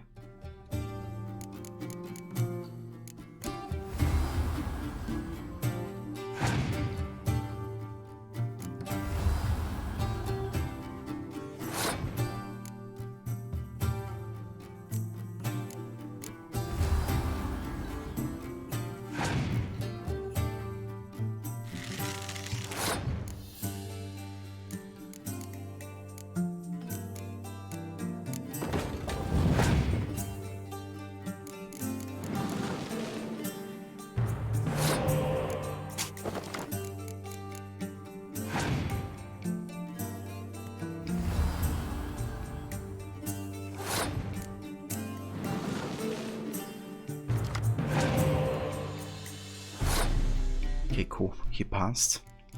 Let's play Siggy here. And then I think we're gonna play Garrett to get 1 point more.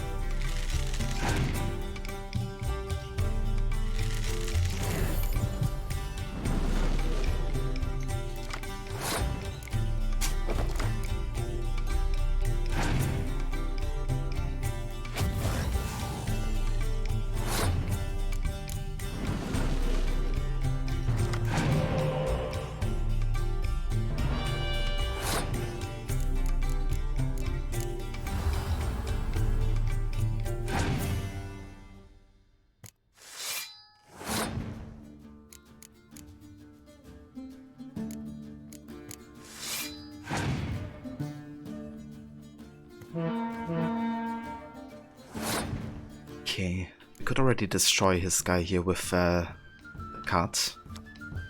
But I'm gonna wait in case he has another young emissary. Because we could kill like 2 at once. Let's go ahead and play Atalis.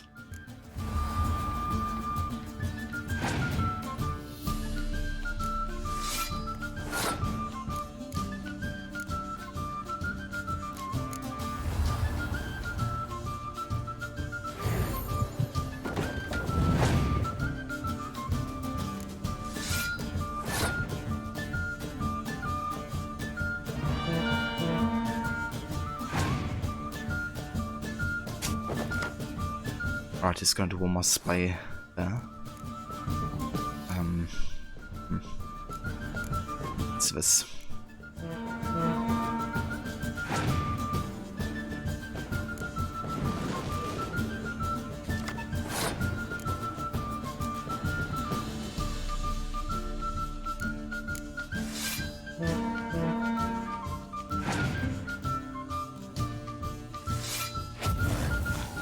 fuck.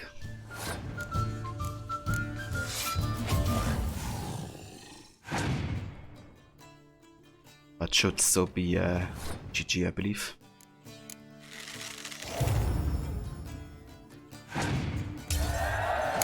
Yep.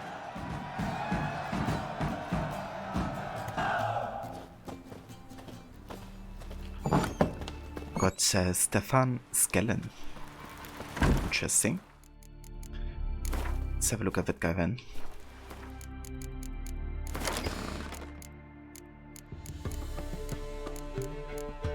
Ooh, that's another spy card. Oh yeah. Livka just got quite a bit better. I like it.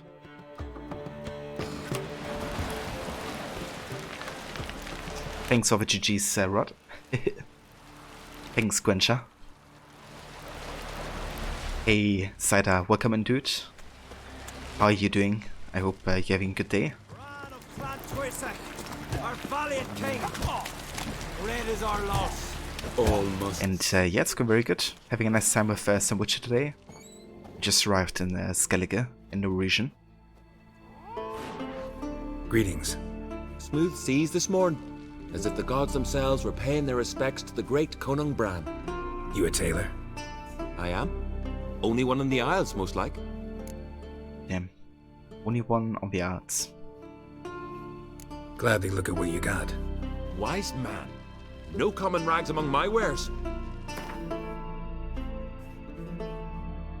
Okay, we actually have already the Skellige set in our stash, I think. So we should be good.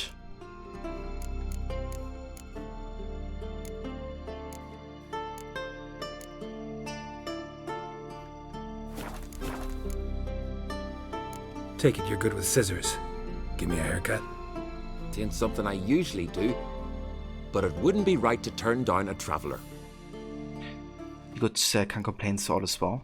That's good to hear, Cider. Okay, I'm not gonna get a new haircut, but I'm gonna trim my beard a little bit.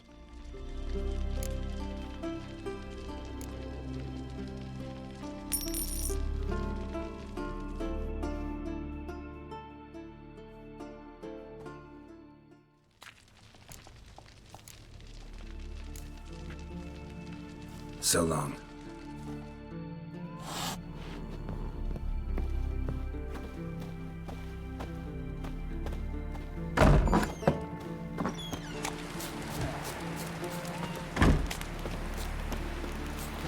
Stay out of trouble, or you to me. Okay, let's go inside this in here. Because there we should have the stash. Aye, Clewie's enveloped in the water. Coiled into the shape of a snake. This has gotta be Yen's room. She always did like space and luxury. Her megascope? Guess she never goes anywhere without it. As Philippa Eilhart said, megascopes and toothbrushes, deeply personal possessions. Ah, there's a whole Skellige set actually. As well. Oh, let's go ahead and go for black and white then. I mean, it's not exactly black and white, but it's black, which is what Yennefer wanted.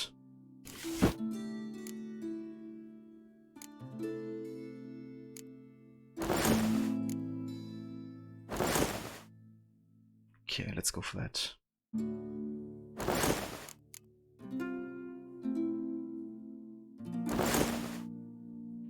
Should work. I wonder if I can keep my gauntlets on. I think it does look nicer with gauntlets, but I don't count as like fully being clothed like that anymore. Yeah, let's take off the gauntlets, I think.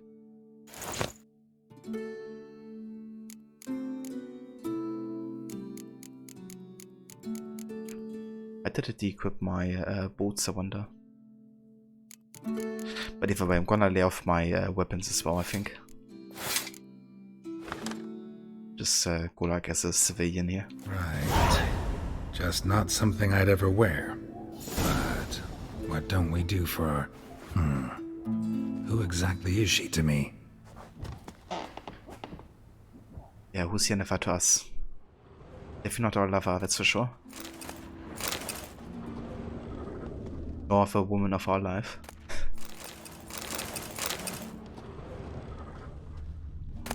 Tisaya de Vries, the poison source. Still turns to it for inspiration. Rose-colored shoes are so bad. Yeah. I should look into something called the Fashion's Creed. Get some inspiration there. A poison source. No one is born a mage. We still know too little about genetics and the mechanisms of heredity. We devote too little time and resources to this research.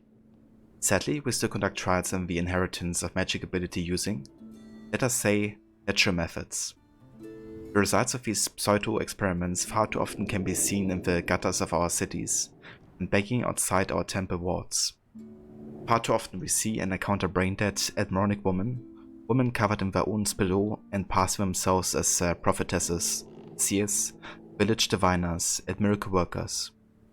Cretins with brains degenerated by the uncontrolled power they inherited. These simpletons and fools can be themselves breed, can pass on their abilities and continue the degeneration. Is anyone capable of foreseeing or defining what the last link in such a chain will look like? Most of us mages lose the ability to procreate as a result of changes and disruptions to the functioning of our pituitary glands. Others, sorceresses, most often, mage into their magic powers with gonads intact. They can conceive and give birth, and have the audacity to consider that good fortune a blessing. Yet I repeat, no one is born a mage, and no one should be. Aware of the gravity of what I write, I provide an answer to the question posed at the summit in Sedaris. I answer with every certitude. Each of us must decide what she wants to be, a sorceress or mother. And I guess that's why this appeals to Yennefer, because that's her struggle, I think. I think she wants to be a mother, like really bad. But obviously Garrett can't give her that. And I think that's why a lot of kind of a compensation happens over Ciri, being like the adoptive daughter. It's like one of the reasons why Ciri is also so important to Yennefer.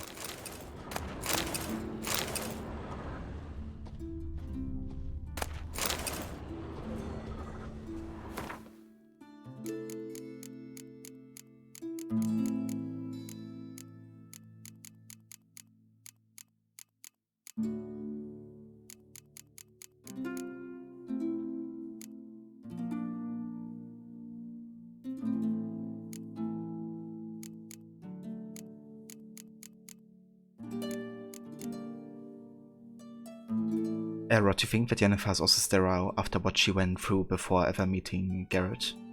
That could be, yeah. I don't actually know all too much about like all of her backstory and how she became like a mage exactly.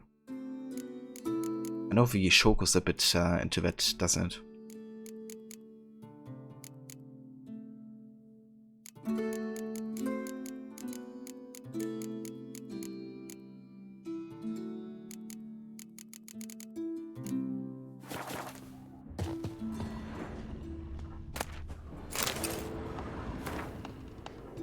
Yennefer's journal. My thoughts turn with increasing frequency to the idea of capturing a djinn. If I could just harness its power, there's much I would gain. Amos var Ipsi's tome confirms what I have long suspected. But despite my failure to do so previously, taming a djinn is in fact possible. According to var Ipsis, the difficulties involved in bending such a being to one's will can be overcome. He managed to do so at the least. Alas, this does not mean the methods will necessarily be useful to me. Each djinn is different. Each case requires a singular approach. I have more experience unraveling such magic riddles than almost anyone else alive, and if Garrett, with his talent for wrestling unruly magic beings, agrees to help, We might just find a way to do it. The problem is we must first find a djinn, a daunting task unto itself. So the reason she actually wants to find a djinn is because I think Yennefer asked the djinn to bind her to Garrett for life. But now I think she wants to find a djinn to kind of get rid of that binding so they can embrace and love each other without, you know, that existing, I guess. Without any strings attached. It's kind of funny because every time I have a choice I kind of like tell Yennefer that the magic is gone. And she's like, what? No, I shouldn't have done that. It's a bit of an awkward scene, you know, because she tries so much to gain Garrett's love, but it's kind of funny when you tell that you don't love her anymore. Or to undergo the full transformation, they sterilize the mages. I gotcha. But like it was a sacrifice or something she made in order to fix her hunchback and second jaw through that process. Ah, okay. She sacrificed her fertility. Interesting. Hey Vijay. Welcome in, dude. The short was Garrett who made that wish. You're not sure which way it was in the books. Ah, okay. I'm not sure exactly either. I think when I watched a video about it, they said it was Yennefer. Maybe they changed it for the show. But yeah, I don't know. I haven't read the books. So Garrett made the same wish in the books. So it was him then. Okay. That's good. Thank you for clarifying that, Aura. You're going to feel so bad for Yennefer when I break her heart. Yeah, I feel bad too, to be honest. But I also don't want to lie, you know. So, yeah.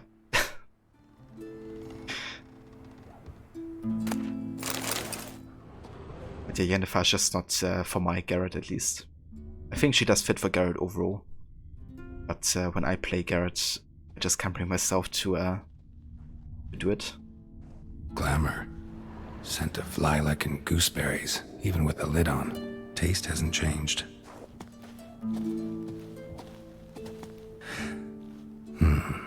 The stuffed unicorn. She fixed it. That's very subtle. No idea how she managed to bring so much clothing. Must have hired out a galleon. As usual, black and white. I wonder if I should even wear the Skellige stuff, because it's not black and white. But it's the only like dark outfit for Skellige, and I think I wanna wear clothing that fits the region. And whatever, you know, if she has a problem with it, I don't care.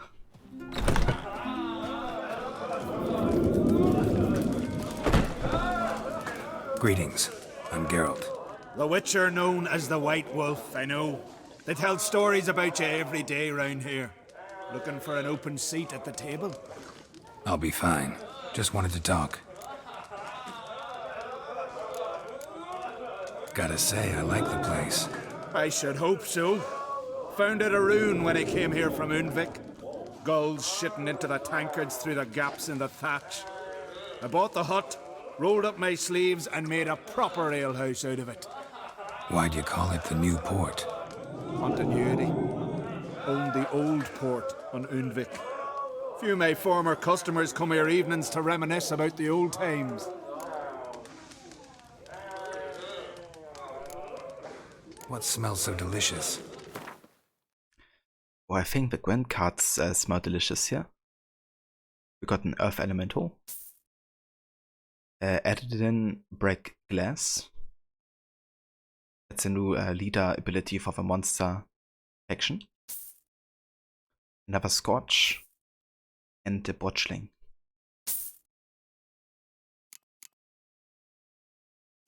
Oh nice, we have like lots of cherry cordy here. Let me buy all of this. I think we also need Mandrake cordy, right? It's also quite a lot here. I'm gonna buy like 10 of those actually. We should be able to make like a lot of white gum now, I think. But first, let's play some Gwent. Actually kinda in the mood for cards. Care for a round of Gwent? I'm always in the mood for Gwent.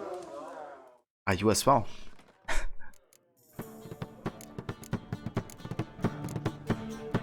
A fellow Gwentcher.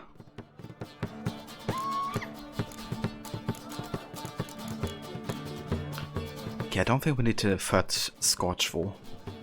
Should be fine with only 2 here.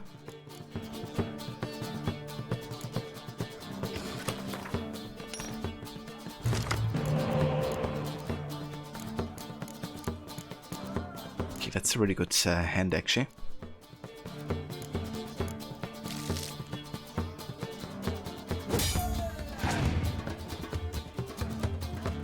Especially against monster, you want to have the Biting Frost ability.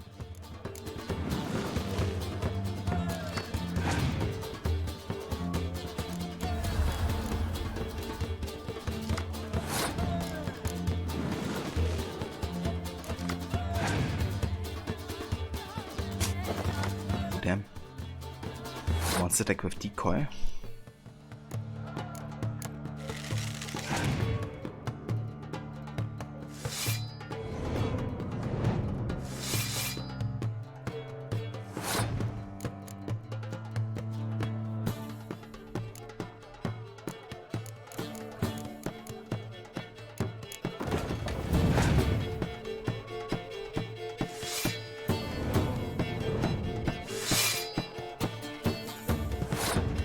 Okay, I want him to pass here.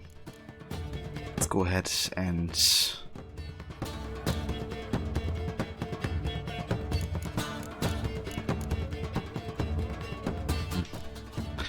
what do I want to do here? Let's play another ballista. Okay, he's gonna pass. Time for Biting Frost.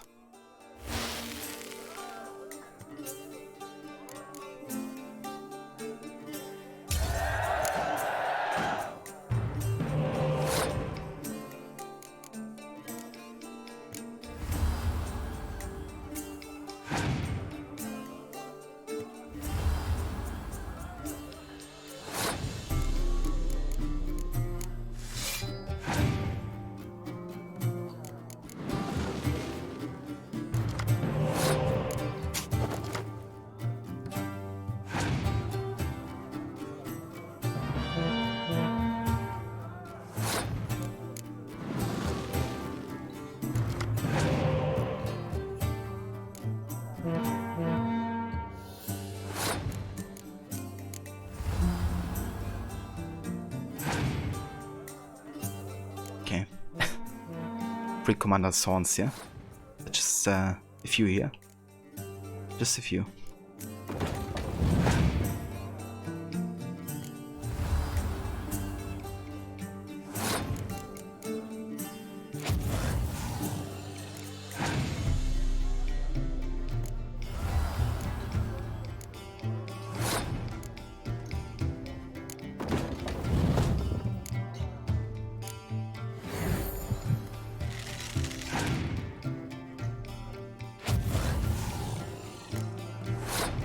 Okay, that's right.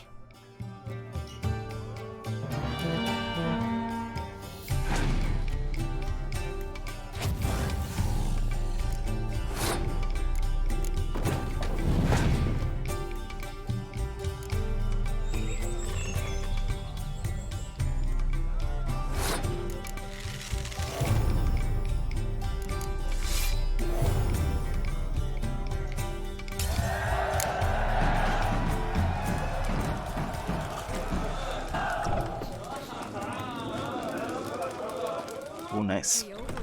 Another vampire card. I heard Bran alters your son's future. Aye. Please prepare to have a target with me. He's about to begin.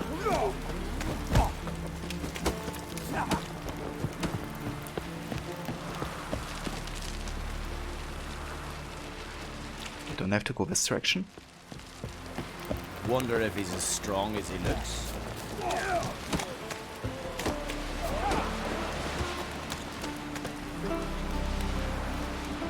Yeah, that's the way up here, isn't it?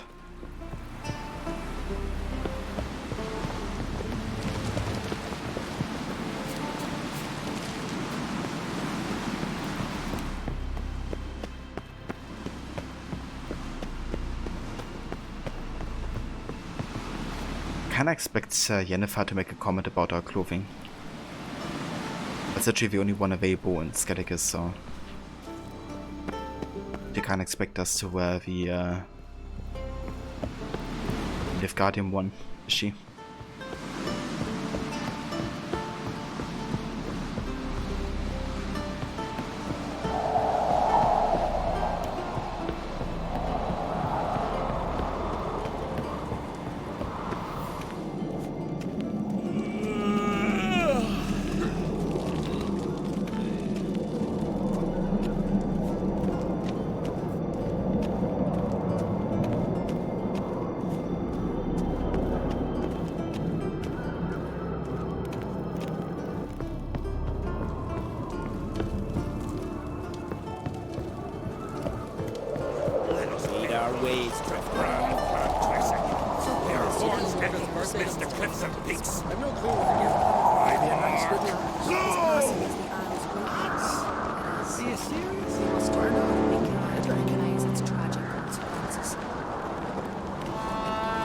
Bran was a great ruler. He needs a worthy successor. You speak as though you have someone in mind. Skellige's troubles very much derive from it not being a hereditary monarchy. Any upstart can be king and destroy his predecessor's legacy. The King of the Isles is a more symbolic position. That should change as well. A strong leader who wields true power. That is what the times require. Was visual bugs there?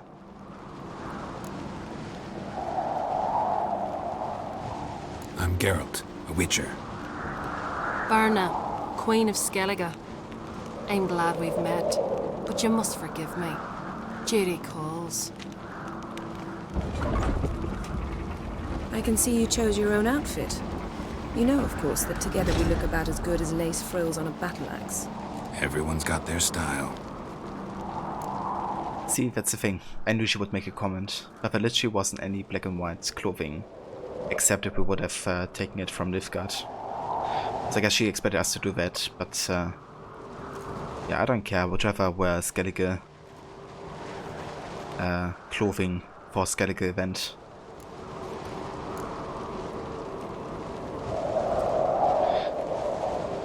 I can't wait to see which person you support for the throne. Yeah, I have one in mind already, I think. But I'm gonna keep that a surprise for now. We should mingle before they all get drunk. There'll be no talking to anyone then. Good thinking. I don't know what Krach wants, but when we meet with him, we should have clear minds. I'm not gonna drink. Why dull my senses when I'm in such pleasant company? Do you plan to compliment me all evening? I plan to tell you what I think.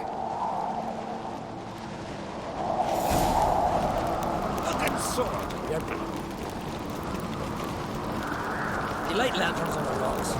Yeah, she can definitely be a bit harsh sometimes. Or like all the time. Farewell feast. Bread, sheep's milk cheese. Our wagon's full of loot we ripped from the black ones.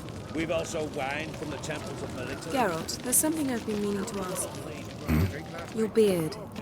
Why did you decide to grow it out? Don't really know. Must say it suits you. May your axe never crumble.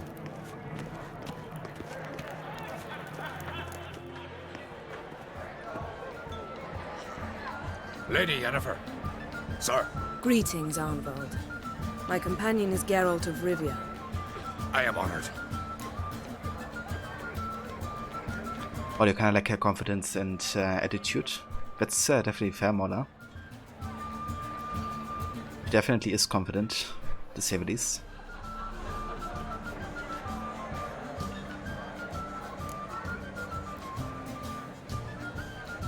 Nice to meet you too, Quite a few guests. They come to bid their king farewell. They come to see the claimants to the crown. We wanted to talk to Croc on Crate. The Jarl will join us shortly. He's assigned you a place of honor at the table just beside his daughter Ceres. Follow me, please. They've seated us here. I asked them to. Wanted to meet the notorious Witcher Geralt. We've met. Don't remember? That was ages ago. Hjalmar and I were children when you last visited Orda. But you should meet your feast mates. Allow me the dubious honor. That's Halbjorn, son of Holger Blackhand. Blue Boy Lugas, Madman Lugas' firstborn. And choking down a stockfish over there is Otric on Hindar.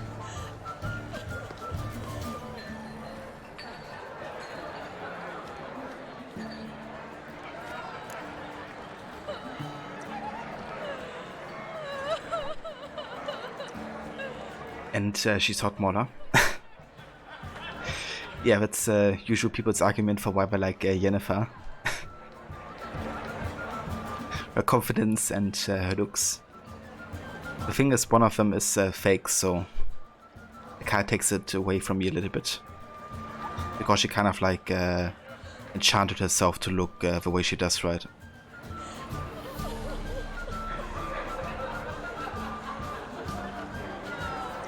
You love Yennefer always. You think there's a specific outfit you have to buy or wear to get approval? Yeah, I think you have to have a black and white Nilfgaardian outfit. I actually had it. I thought about using it, but I was like, nah. I'm gonna go for Skellige outfit. This is a Skellige event. And yeah, I don't really, you know, want her approval either, so I'm good. I kinda like magical Photoshop, I guess, Mola.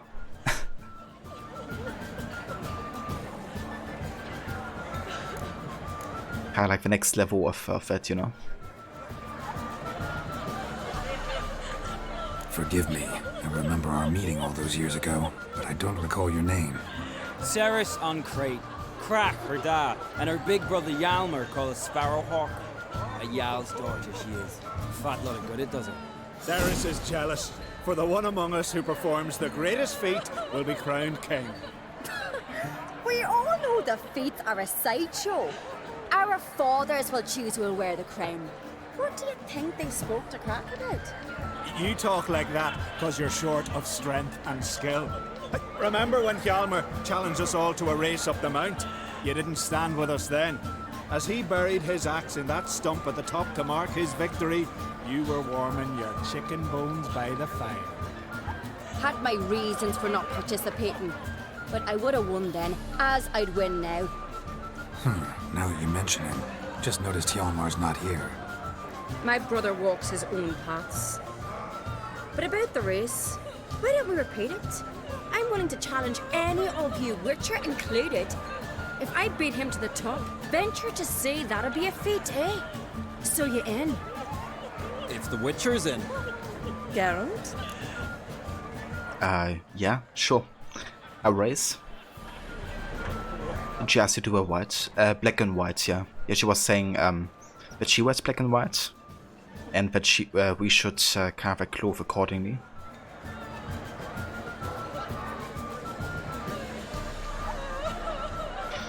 Or as a woman you love strong woman representation. Ceres rocks. Yeah. Yeah, Ceres is a great character. I really, really like her. And yeah, she's usually the one I go for when picking a throne candidate as well. I feel like she's she might not be like your classical Skellige, you know, kind of like choice. But I think she's like the perfect leader for what like Skellige needs.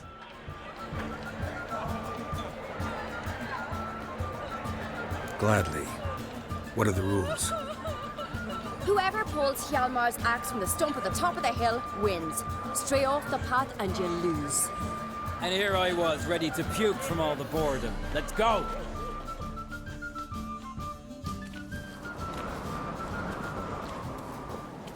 We're here. From this spot, you must reach the top of that mount. At the summit, you'll see the stump of an oak. Hjalmar's axe buried in it.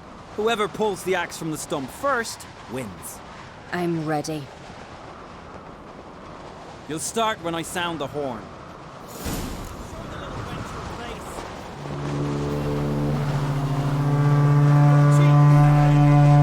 Show me what you've got, monster slayer! Okay, so I'm actually gonna do something here. I'm gonna let her win the race. Reason being that, you know, I don't wanna like purposefully just do it. But I wanna kind of like showcase that she's like capable of, you know, beating me to the others. Because I will raise the respect for her. Monster slayer!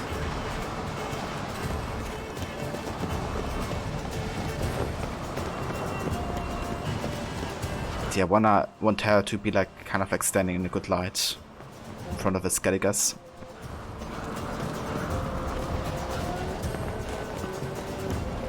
It's gonna be the same voice actor for the Novogradian soldier who raises your Novograd. Ah, is it? I didn't recognize the voice. I look at it, say I love the voice actors in The Witcher 3. There's some great ones.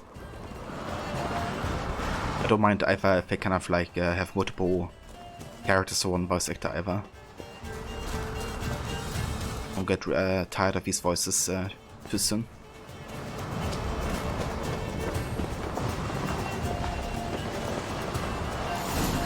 I'm first! Behold, Hjalmar's axe! I beat the famous White Wolf!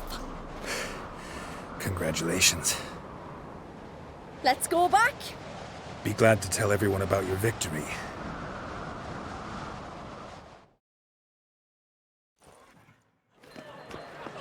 See the wakes in full swing. Lost sight of yous. Who won? Ceres, proving she's her brother Hjalmar's equal in every way. She retrieved the axe from the cliff. Cannot be. Now I know why Hjalmar named you Sparrowhawk. Enough of the natter and let's drink. I mean, you promised Yennefer to not drink this evening, right? We could also just, you know, not care about it. Honestly, I would just like to, you know, do like a Skellige feast here. Like, you know, wear Skellige clothes, drink Skellige meat, do Skellige fistfights and races. But we did promise Yennefer to stay sharp. And even though that's not as fun, I think I want to stay true to my promises. Even though Garrett made it for me, but I do like me some character consistency. Season 2 of the show had several voice actors from the game as cameos. I did it? That's amazing. That's really cool. I didn't know that.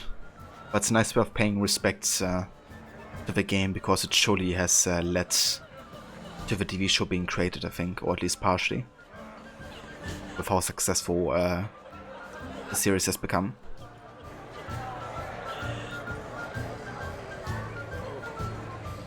Can't today, for good reason, believe me. Well, if not today, then when? You've been great company. Sadly, it's time we moved on. Really? Indeed. We must talk, but not here. You shall learn all beyond that door.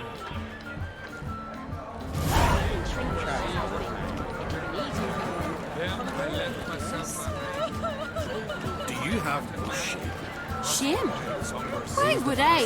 A queen should join her king on his last journey. What did you say in the beast's ears? The gods are not kind, Jarl. Our isles are in for Yes. Yes. Yes. Yes. Nice job. Yes? Huh? Yes? Yes? Tell me, Lugos. Why you... Yes? Allow me to introduce Geralt of Rivia, a Witcher. Geralt, Jarl Donar and Hinder, and Jarl Madman Lugos. Calling Lugos a madman's an insult to madmen. He's a common goat fucker. Call me a goat fucker one more time, and I'll chop off your head, stick it on a pike, and piss down your neck hole. Enough! Time to settle this. Here and now.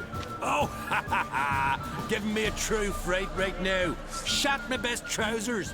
Put that away before you cut yourself, you cunt. Cheeky Yennefer, indeed. Yeah, take this outside.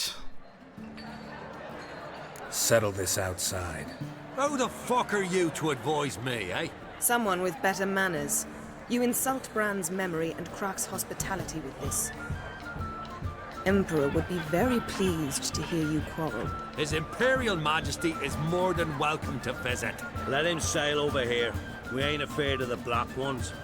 Raiding coastal villages is one thing. Total war with the Empire is another. Awfully mouthy, this one.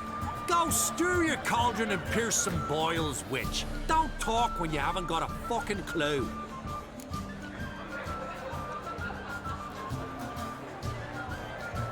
Okay, yeah, he's gonna get his ass beat, I think. Know what, Lugos? Just realized I don't give a damn about your hallowed rules of hospitality. Finally, some diversion. And here I was ready to puke from all the boredom. Come on, freak. Show us what you're made of. Move the benches. There's to be some gob slapping. Oh shit, he's high level. Fuck. 34? That's so good. Mean to make your daughter a priestess of the way? Oh, she's dog right one. Hold it. Drove you from my heart and mind across the wide, somber sea.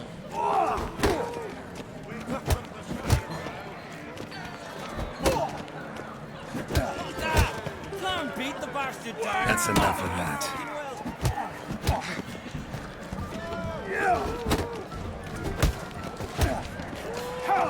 Someone held Bran in the next battle. He was breaking black flags yesterday, and suddenly this. Had enough? You got me good. That were quite a wallop. Still seeing spots, room rocking like a leaky tub in a hurricane. We'll call it even then, soon as you apologize to the lady. Don't hold it against me, milady. It's my deep conviction sorceresses are needed. Deeply so. No offense taken. Forget about it. That I like. And the knocking. It's what men do. Give me your paw, Witcher. Let me squeeze. It's a worthy one. Witcher, have a drink with me. Proof there's no hard feelings. And visit me at times, I insist. Yoren's been jabbering about bringing in a Witcher for that haunted lighthouse. Do me a favour. Meet him for an ale in the tavern near Arenbjorn. Then you but a short jaunt to find me, so as we can knock back something stronger. Here's to our next.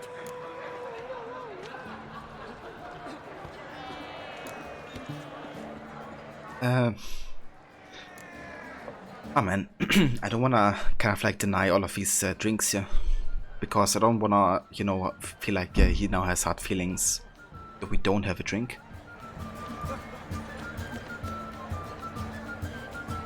Hey Belevi, welcome in. Finished work for today? Hell yeah. Very, very nice. I hope it went well today. Alright, he's always tough to beat no matter what difficulty you're on. Yeah, with a level difference there. Like, I've done pretty much all of the side quests in Novograd, and I still are 9 levels below him. So, yeah. Definitely been a tough fight if we would have been hit. Maybe even would have one-shotted us if he got to hit us. Deny all the things. Yeah, I don't know. I feel like I go with a drink to kind of showcase there's no hard feelings. Plus I don't care about Yennefer and that she wants us to stay sober, so whatever.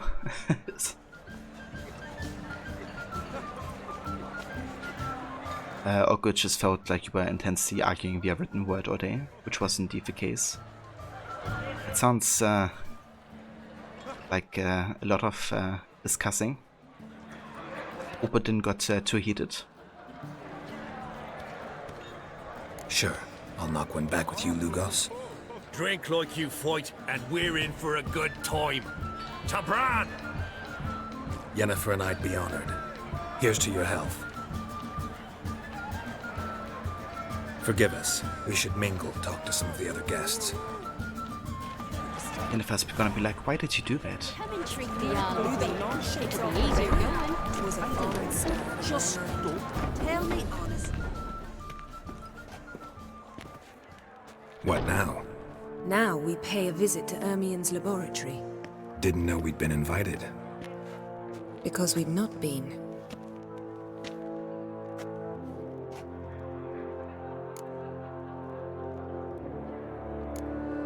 Yeah, we shouldn't. I just break in and get to steal something.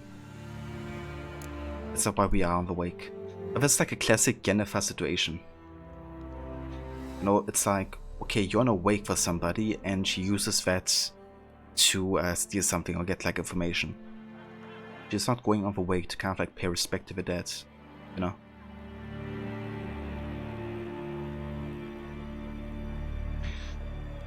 If it was like, no, you're wrong for reason X, Y, and Z, doesn't get heated ever because it takes days to get a response. Fair enough, yeah. And yeah, I'm doing good. Having a nice time with Witcher so far. We just arrived in Skellige, second major region, so we're doing some good progress with all. She gave you such a glare. Yeah, she did. She wasn't approving of us drinking there at all. We shouldn't be breaking into Ermien's workshop. If I didn't know you better, I'd say you needed to grow a pair. But I know that you simply enjoy complaining. It's the only reason you said that. Why would we go there? To retrieve an item. The Mask of Urboros. We'll need it and therefore must steal it. Right. Of course. Come, Geralt. Now you'll tell me what I hate, Yennefer. I shall. In due course. Take it you'll decide when. Correct. It's like, we need it, therefore we have to steal it. Right, it's not like you can ask Ermien. Try to work out whatever conflict you have with him. Maybe he would be so kind to give it to you. But we have to go ahead and steal it. And if you don't steal it, then you basically don't have any boards.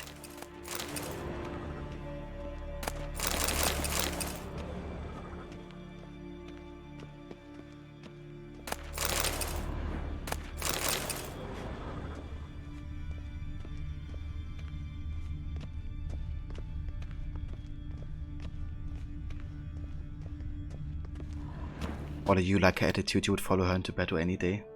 Or at least somebody does, Waller. Because I sure don't. Yeah.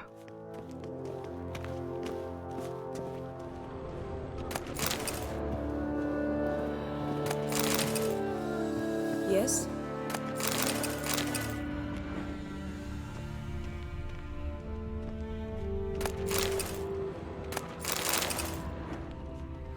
Footsteps.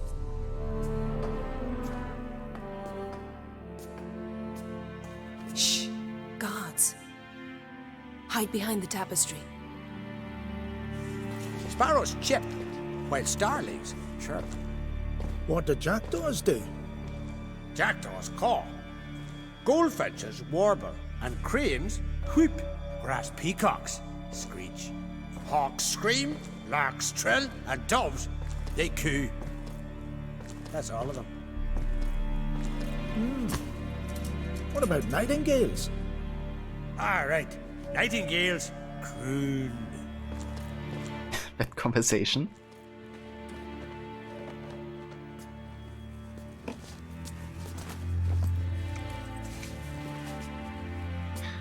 Yeah, we get it, game. You want us really bad to romance Yennefer? That ain't happening. That was close.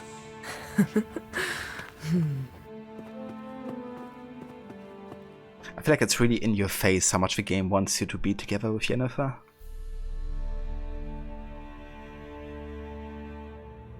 Yeah, that conversation was amazing. Definitely one of my favorites as well, I would say.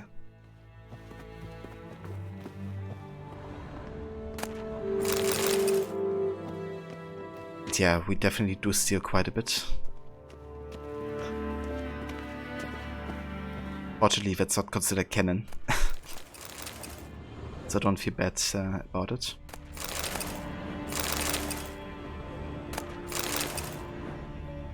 This'll be tough to open. Surprises never end. See the ravens? Hard not to. Ermien's spies. An indication that we're near his laboratory. I also sense a clear magic aura. Come, there's a ledge outside this window. We must pass along it.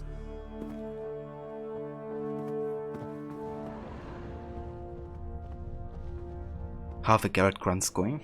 Very grunty. It's so funny, there's actually a compilation on YouTube, for anybody that doesn't know, where people have summarized the amount of grunts that Garrett makes in the Witcher show. And the different variations of it, and yeah, there sure is a lot of grunts to find.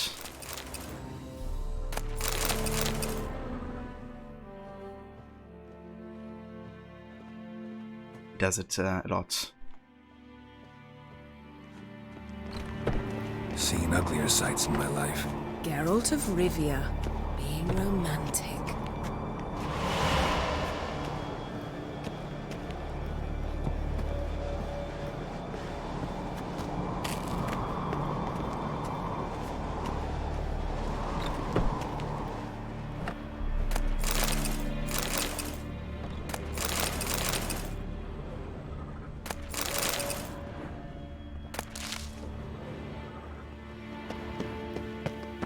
Amazing how a hobby can render a man mysterious.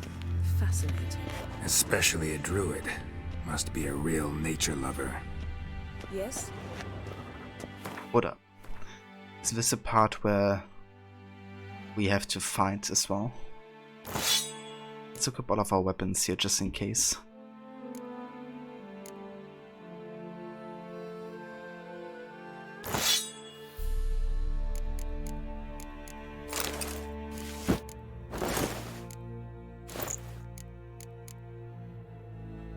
Never know if we need this stuff. And hey there, Project Mayhem. Welcome in. Thank you for the follow.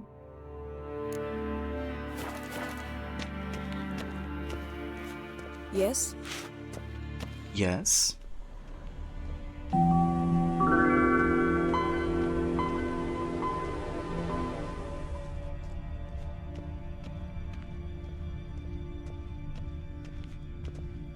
A basin of water.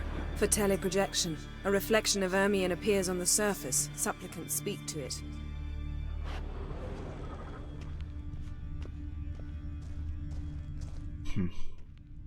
Looks alive. Had one at Kaer Morhen. Please.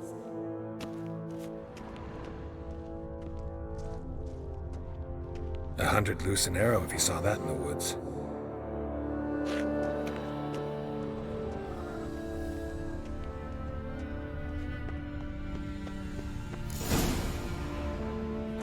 Are you all right? Cut myself. The door's locked. The animals. They're alive. Yen, watch out. Monsters. Feel them coming closer. They're everywhere. That's one less.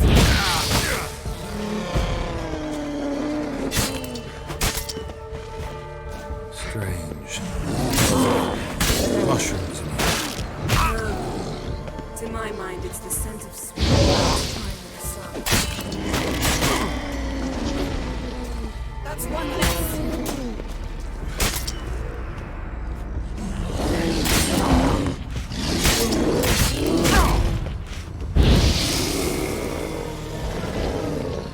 Ugly bastard.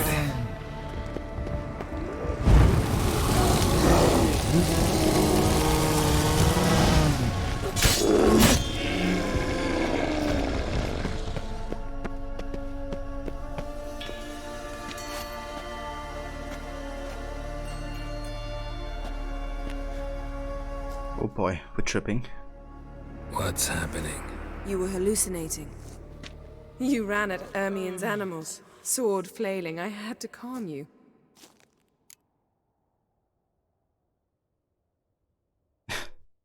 We never must mention this again.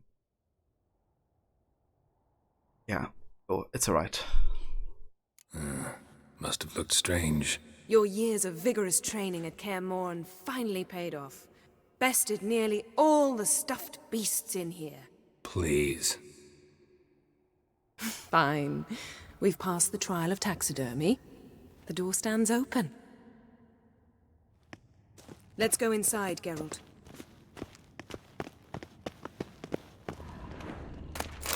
I'll lock the entrance. We don't want to raise suspicions. Ah, our dear druid's laboratory. We must search it thoroughly. The Mask of Urboros must be here. A letter bearing Ermien's seal to the druids warns them about you. Doesn't surprise me. Ermien's correspondence. Brother Druids, be forewarned that a sorceress has arrived in Ard Skellig. Her name is Yennefer, and she hails from Wengerberg. I know you are immune to feminine wounds, and will not let a woe-draped skirt muddle your reasoning. Nevertheless, I warn you not to be taken in by her intelligence and refinement. I know who Yennefer is. I do not, however, know the true goal of her stay in Skellige. I see no point in asking her this question directly, for Yennefer is known for her cunning and eloquence. She says not what she thinks, but what she wishes you to hear. You must remember that is no second-rate sorceress. This is a person who breaks bread with the rulers of the north, and who most recently has been working with the Nilfgaardian Emperor himself. Familiar with courts the world over, she possesses an ability to manipulate that even the wiliest diplomat would envy. Yennefer has displayed an unhealthy interest in the side of the cataclysm we are striving to study. I have not given her permission to go near it, but I caution you to keep your eyes and ears open all the same. The sorceress from Wengerberg is a stubborn and effective manipulator. I know that in the past her and Krug's path crossed. I suspect that she will use this old friendship for some ulterior purpose. What that is exactly, I will try to determine. Once I do, I will inform you in a separate letter. May the power be with you, brothers. Ermien. So I think his analysis of Yennefer is definitely spot on. Like, she's very manipulative and she doesn't, talk the truth if it doesn't, suit her or kind of like give her any advantage. However, she's not here to kind of like, for political reason or something. She's just here for Ciri. So like him being afraid about, her potentially working with Nilfgaard, for instance, is kind of like not true. But the issue is that there's just like no communication going on between Ermien and Yennefer. So yeah, she's not like willing to talk about Ciri either. Wondrous world of insectoids. Ritual plants. Ah, what do you know? Raymond Marlove. A biography enhanced. The irony is that if she would speak true to him, then she would maybe get the mask, or at least his help, to uncover what has happened. Like, they could work together. But instead she, is deciding to keep it to herself. It's kind of funny as well, right? Because it makes her seem a bit hypocritical when she's reading Geralt's mind when you meet her in Skellige. And she's kind of like, I don't like secrets. Which is why I'm reading your mind, which in itself is very controlling and manipulative, if you think about it. But then it's also hypocritical since she expects, others to be truthful, yet she isn't.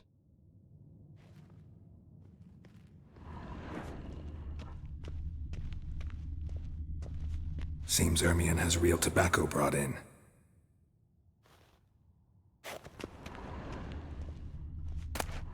Skellige's tales about the Wild Hunt.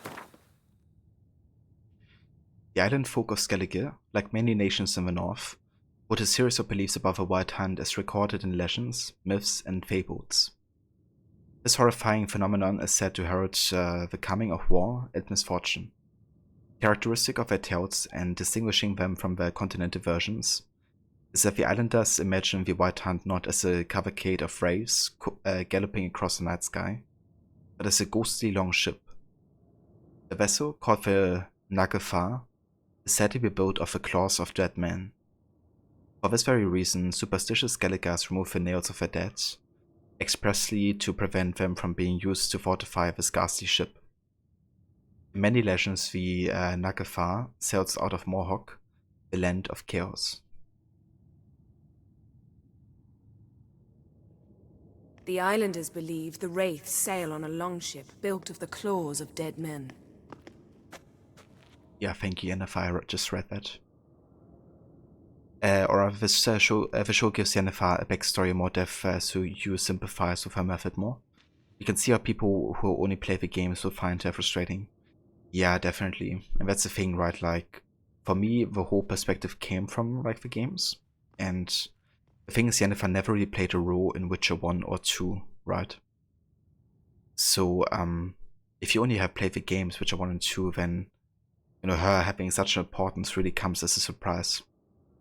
I did do some research about the books and kind of what happened there to kind of like understand her role a bit better on my second time playing. But I still couldn't bring myself to really like her. Like, I can understand her better for sure. And I don't think, you know, she's like a bad person or anything. I do think she's definitely seeing finding Ciri as a kind of like end goal, and she's doing like anything to get to that goal, you know? Where I think would be better and wiser to kind of like have some, you know, limits of like how far you're gonna go. Because it's like so many points, you know, where she's just like being manipulative as heck and really not caring all too much about others. Like when she's kind of like killing the garden and performing necromancy on like the guy who died for Ciri and helped her escape. Kind of like torturing his soul just to get information that wasn't even necessary or that important. And then, you know, when you get to a village that where a lot of people died because they defended Ciri, you know, she's not paying them any respect whatsoever, even interfering with her rights and stuff. It's like, yeah, I know you want to find Ciri, Yennefer, but you know, those people literally died for Ciri, and you couldn't care less. And I don't know, those are kind of like things that really make me not sympathize with her, even though I know where she's coming from and why she does it. And it doesn't get made better for me by the way she also treats Garrett sometimes, you know? Like, I definitely would say she cares about Garrett a lot, and she also loves him. But she's definitely, you know, ordering him around a lot and treating him kind of like he's standing beneath her or something sometimes. And I don't know, I really don't like it. Like, I wouldn't want to be ordered around, at least. I know some people like having made, like have others make decisions for them, but I don't.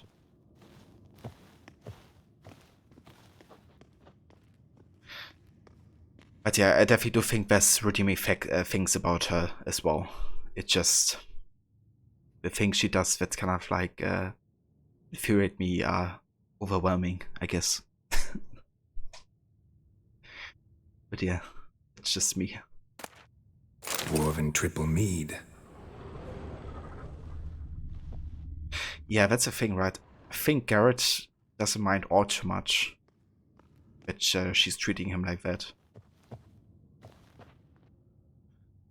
But yeah, I mean, it's kind of a thing, right? Like, from what I've read about the books, it's not like, you know, they've ever been exclusive to each other or having treated each other good all the time either. It seems to have been even like a bit toxic in a way, like they constantly cheated on each other, it seems.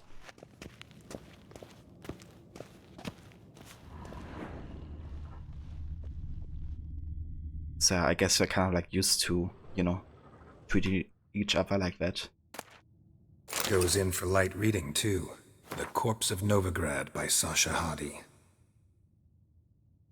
Alexander Ho walked down the long corridor, delighted that the sounds of debauchery pouring out of the room drowned out the sound of his footsteps.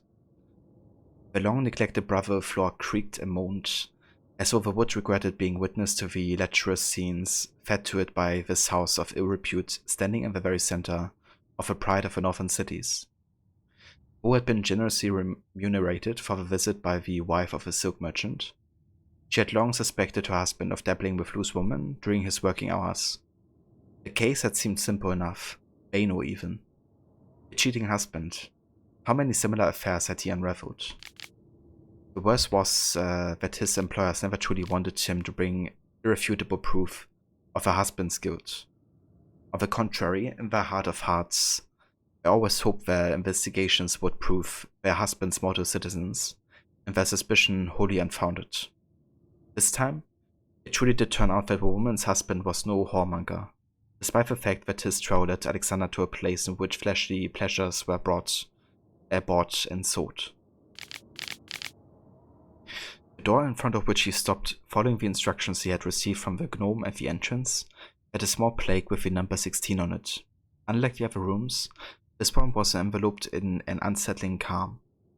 Ho turned the doorknob and pushed the door open, and what he saw behind it far exceeded his worst expectations.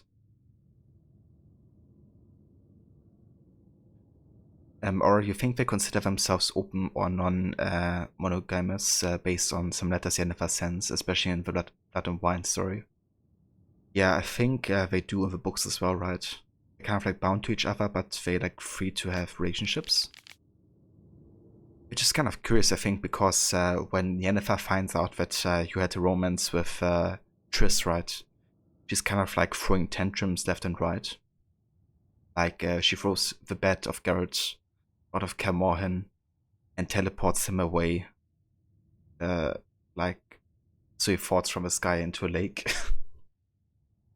So I kind of wonder, like, if they have an open relationship. She's like throwing tantrums left and right, right? It kind of makes her reaction seem a bit unreasonable in light of it. But yeah, I don't know. I think it's definitely fair if I want to have an open relationship though, but I guess then you should be able to respect if they don't want to be with you anymore, or that, you know, they are having romances with others, I guess. They tend to treat each other poorly in many situations. Yeah. Definitely sort of back and forth. I do think you can definitely tell that they care for each other though. Like, they did a good job in the game, I think, about that. But yeah, I don't know, I guess it really depends like what kind of relationship you wanna be in, or what you wanna have Garrett to have, I guess. I think there's valid reasons for both. But overall I feel more content with Triss. And I don't know, kind of like having a really compassionate and caring partner. But yeah, it's certainly personal preference as well. Yeah. I think my partner dating your best friend is a different situation than they anticipated. Yeah. But that's like another thing with like the games, right? Like, Triss has been like a major romance option in Witcher 1 and 2. So I think in the context of that it really makes sense to go for her. And Yennefer just never really played a role, right? There's like a lot of people blaming Triss for not telling Geralt about Yennefer. But then again, I don't think Triss even knew that Yennefer was alive, did she? It is as far as I know.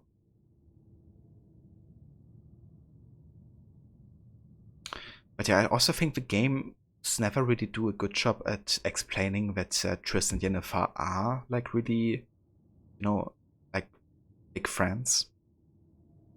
You never really see them talk to each other much, or kind of like, you know, have like moments of like friendship, I guess. It's mostly like just like who gets Geralt, I think, in Witcher 3. But I guess you really have to watch the show or like read the books to, you know, have like more insight about what kind of past they have. But yeah, yeah, it's really like, if you're coming from the games, it's tricky. So I do believe we actually have some new character entries. Holy shit. That's a lot. Okay, let's have a look at this. We have Onward. After Guflav trusted Seneschal to the Encred Yards, passed away, a portion of his duties were taken over by the Yard's cupbearers, Unward. This elderly Skelliger did not possess the far-reaching authority of his predecessor, but still had managed to make himself an irreplaceable in his few years in the position. His purview included not only stocking the larders and cellars of Kertrode, but also seeing to the needs of the keep's inhabitants, as well as the guests that visited it during feasts and other important ceremonies.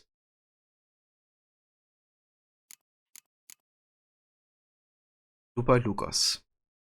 Madman Lugos' sole child and heir was a dour, strapping lad who was nothing like his father. His nickname dated from his childhood, when bruises often covered his body, supposedly from his rough and rowdy play Skellige boys engaged in. Yet others suspected they came from his father's bout, rod or fizz, for rumor had it Lugos Sr. did not wish to spoil his only child and thus punish him harshly for any minor cock-up or grander failure. Damn, that became dark very quickly here. Cerys and Cred. While in Skellige, Geralt finally had the chance to meet Cerys and Cred, the younger of Crug's two children. Known as Sparrowhawk to her friends, she was as fierce and swift as his name would indicate. Cerys was an islander through and through, and the spitting image of her father, having inherited all his courage, resolve, and stubbornness. Dauntlessly she sought to prove at every turn that there was no task she could not fulfill as well as better than any man in the island, including her older brother, Hjalmar.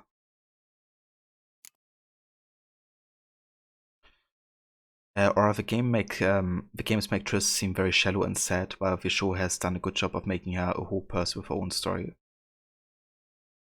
I don't know. I never felt that she was shallow.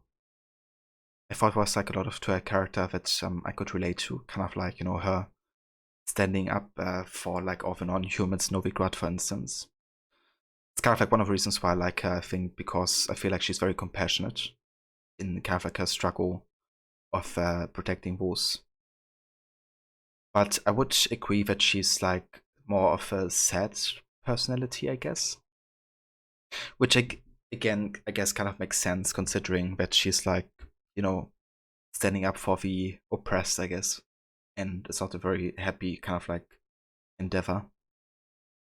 But yeah, that's interesting. I guess, you know, again, I'm kind of like missing the comparison to the books or the show. So I can't really tell about a different interpretation of Triss. But maybe that, you know, makes a difference there.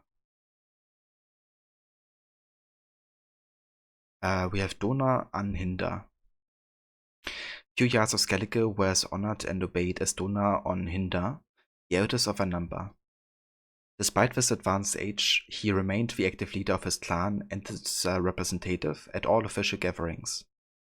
The only person able to break his composure was Madman Lugos, whose clan had long feuded with the Anhindas. Dona's home was like Freya's temple on Hindasfjall. As befits a neighbor of the gods, Dona was famed for his wise, considered opinions and his piety. This last did not, however, extend to the gods of the continent, whose rich sanctuaries he had often raided in his youth.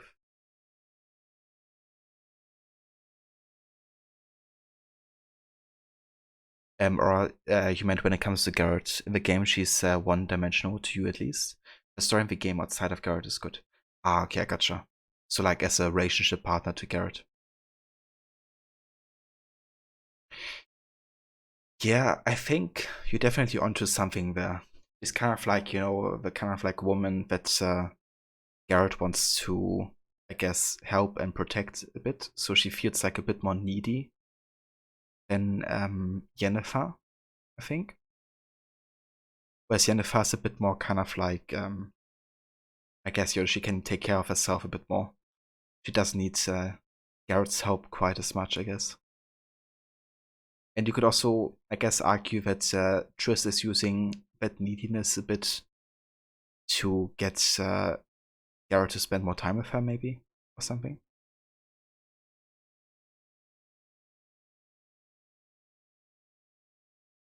But yeah, I feel like that's definitely valid, and I would probably agree with that partially. But yeah, definitely do think her story outside of relationship is really good as well. And I do like how she's like, I mean, usually I'm not all too much for politics, but I think in that scenario, it's very understandable, and I definitely support her plans, I think. Which is horrible what happens in Novograd to everybody who's not like agreeing with the Eternal Fire. Jarborn. Young Jarborn was the nephew of Holgar Blackhand, the Jarl of Pharaoh, and one of the claimants to Skellige's crown. Despite his young age, he had already managed to achieve some renown, both during overseas raids and while fighting the monsters dwelling in the dangerous regions of the archipelago. His deeds had earned him enough fame, name recognition, and treasure that he stood a good chance of being elected king. Madman Lugos. Though Madman Lugos, Jarl of Clan Drummond, was nothing special in terms of size or strength, most men in the Outs still stepped aside when they saw him coming. Eternally feuding with his neighbors, Lugos had a reputation for a furious and violent temper, and managed to get into shouting matches with even the usually placid Donar Anhinda. Yet Lugos's biggest rival was Krakan Crate, whom he accused of stealing part of his domain, which in his reckoning encompassed all of Ardskellig. The clan's quarrel went back hundreds of years, and there was nothing to indicate it would end while these two fierce enemies lived. Lugos hated Krag with a passion, dampened only by the laws of Skellige and the disproportionate balance of power between the two clans.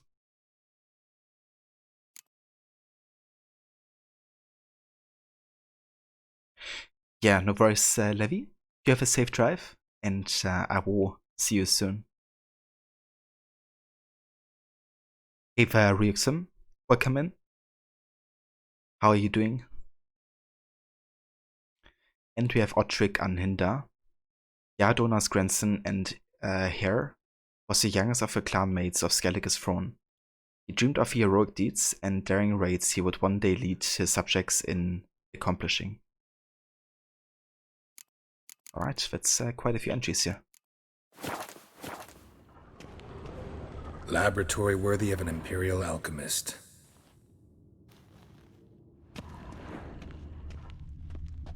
A goat carved out of lindenwood, signed to Uncle Ermion. Little Ciri's handiwork. That's what she called him when he was her tutor. A sword in a stone. Things begging me to pull it out. It's not in the stone, don't you see? It's held there by a vice. It's kind of funny. Like a reference to the legend of Arthur, right, in Excalibur. That you should pull out of the stone, only as like an actual mechanism behind it. That's funny. Cone? Pine cone. Didn't expect this. A large female. Okay, there's a mask, but first let's have a look on this map here. Look at this. A detailed map of the northern kingdoms. Even shows spheres of influence over the ages. Out of date. It's like, out of date. I'm not interested in history.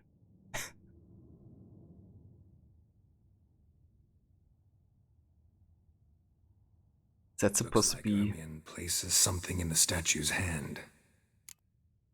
Is that a reference to Michelangelo? I wonder.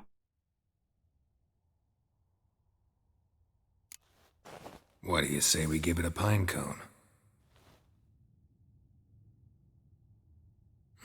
Nothing.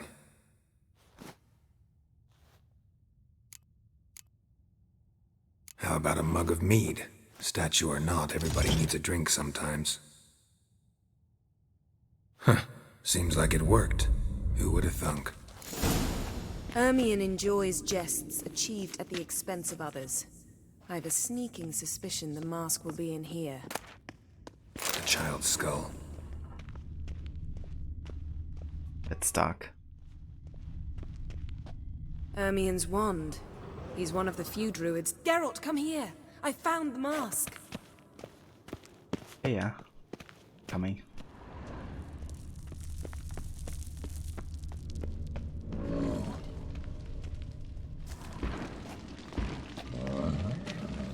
This is it!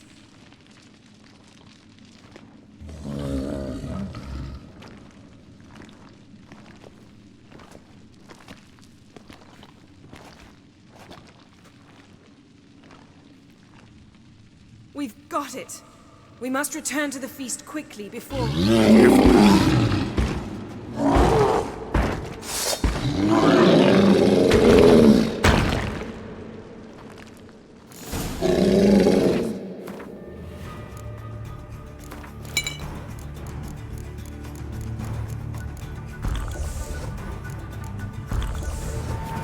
Now, it's a trap! We're imprisoned!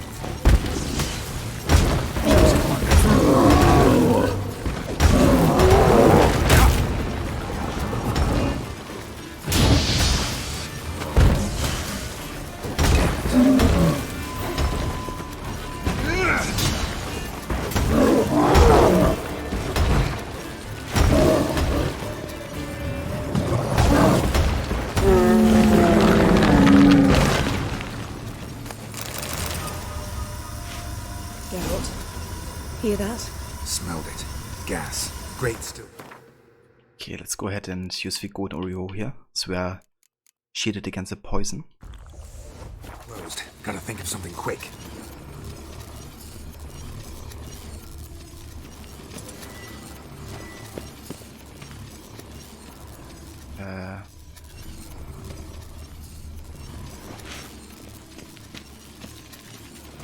Around 4-way.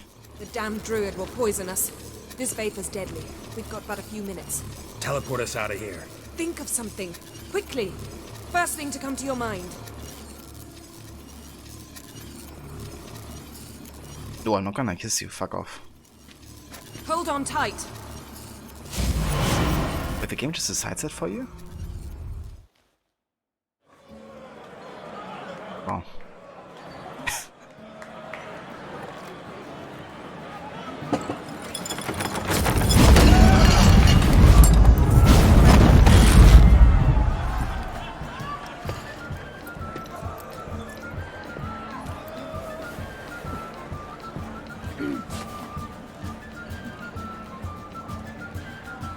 Now heed my words. There is no greater act of valor than to fight a beast cursed by men and gods. No greater deed than that done to serve the goddess. Words of uncommon beauty. We thank you. And we'll take them to heart. But now, let's begin. We have seen Bran off to the beyond, and must now choose his successor. A king must be wise. A king must command respect. A king must have bollocks. We've no lack of men like that. Let those who feel worthy of the throne of Skellige step forth.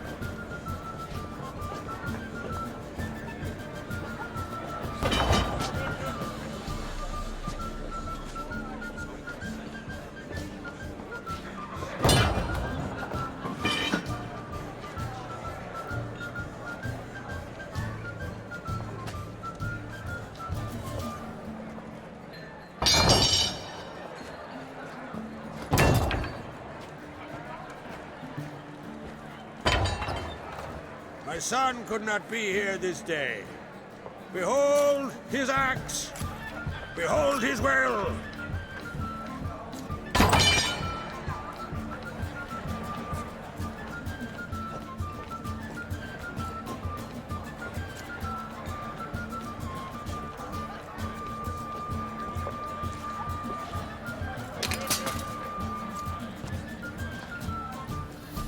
May the best man or woman win.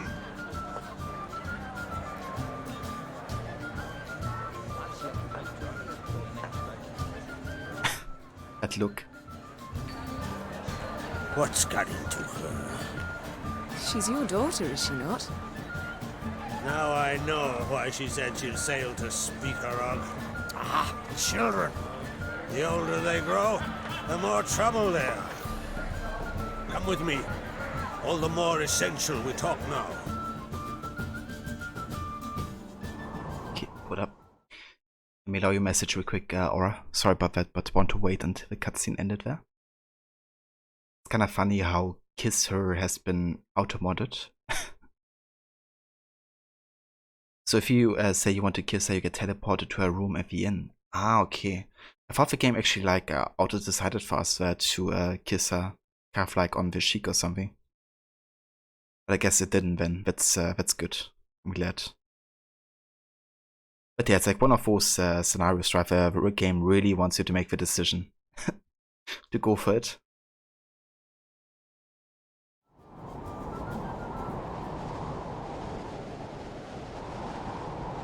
How was it, Geralt, when Ciri was nearing womanhood?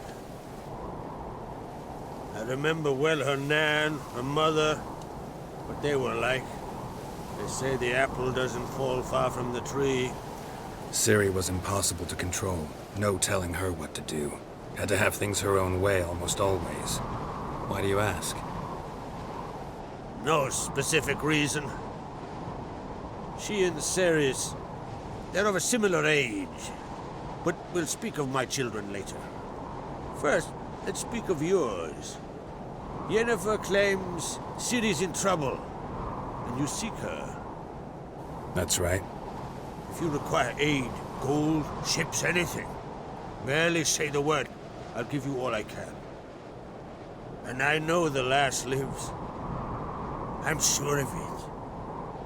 When the blood of Rhiannon's daughters is shed, the sea grows white with fury. I'd mark such a storm.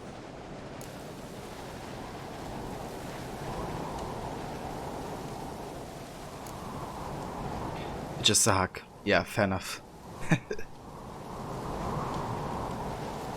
Magic anomaly on Ord Skellig somehow related to Ciri, or so Yennefer believes. It's my strong suspicion, but I can only know for certain by examining the site. I saw the twisted forms. Right unnatural. The druids were barely able to contain it. Explain to me, Yennefer, how Ciri might have caused this great catastrophe. I'm intent on learning that very thing, which I will do as soon as Ermion stops hindering my investigation. Don't concern yourself with him. Druids have little trust for mages. But Ermion's heart is in the right place.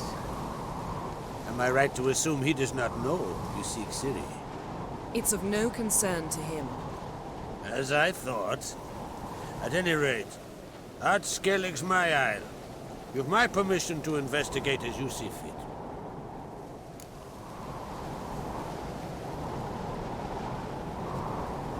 Thank you.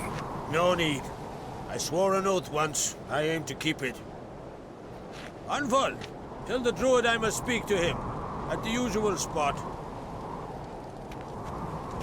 I've one more matter to broach.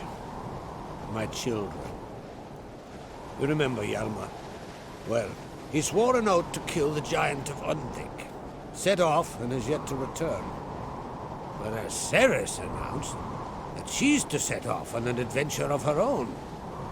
Got it in her head that Udalric is not mad, but cursed.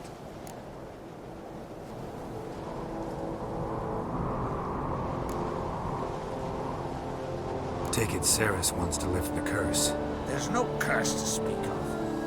Ceres has decided she must match Hjalmar and sought out a deed worthy of a queen. Think she might need my help? You did plan to ask me for it. Why? The thing is, I don't trust Udalric further than I can spit.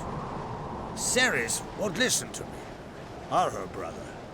Yet confronted by a professional who will explain why she's mistaken, she just might come to her senses. So, yes, I ask that you explain things to her and bring her back. Giants. They've been extinct for ages. Anyone actually seen the one on Undvik? Aye, dozens of refugees have. The giant drove everyone off the isle.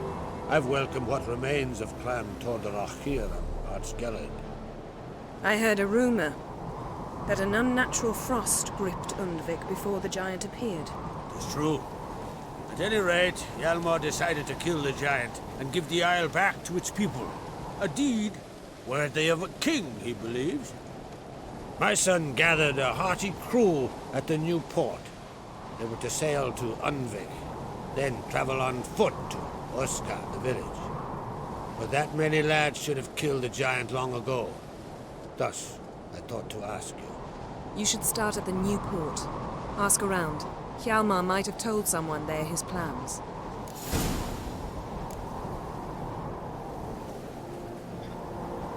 Yeah, I mean, I can imagine why he doesn't want to be king. Given that he's also like a bit more far advanced in age. And his children would be like the future. But let's ask him regardless. Can't help wondering.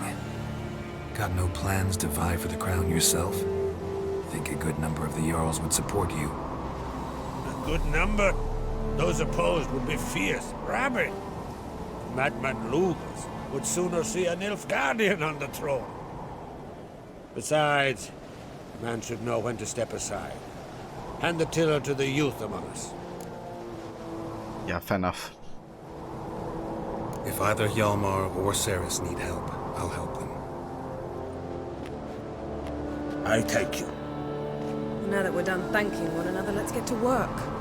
We must determine if Ciri is still on Ardskellig. I'll change into travel attire and find you. Head south. The anomaly we should investigate destroyed a stretch of forest along the shore of the bay.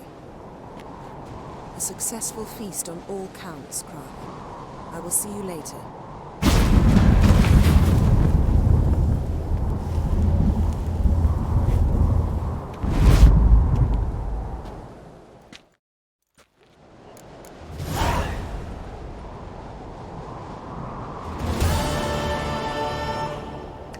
Yeah. Nice. Adventure seeker. Adventure seeker? Just don't go pestering folk.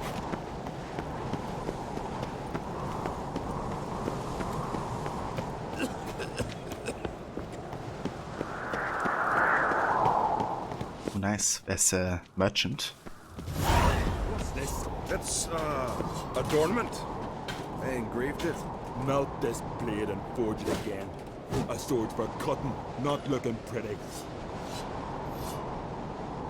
How about a bit of both? Greetings, White Wolf. I suspected you'd come by. Bah! I was sure of it. Oh yeah? The best stocked armory in all Skellig is right here at Caer Trolde Castle. Everyone knows it. I'll gladly see for myself. Take your time. Give them all a careful look. Wouldn't mind a look at your stock. Ooh, the Undvik armor. Interesting.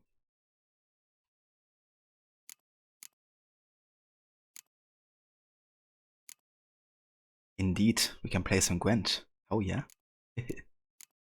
Some more Gwentcha adventures.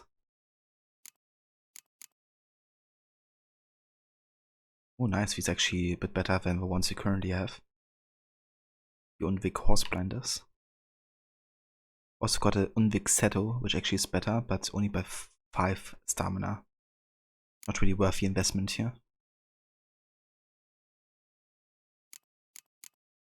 Oh, we got some Witcher gear clues. Oh, yeah, let's buy all of these.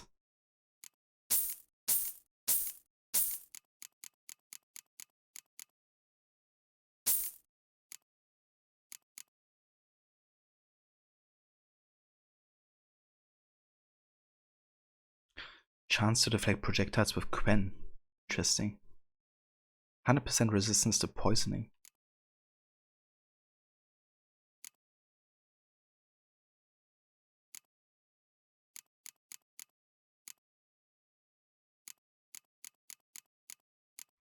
Okay, what else do we have?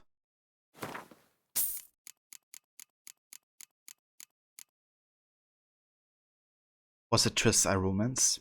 So far I did, yeah. I did romance her in the Novograd questline.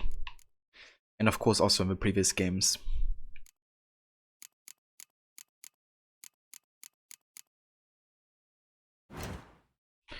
Okay, can we craft anything?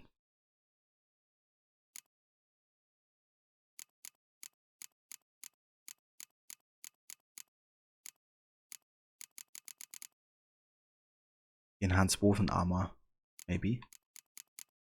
But we still don't have monster feathers. So I can't do that one.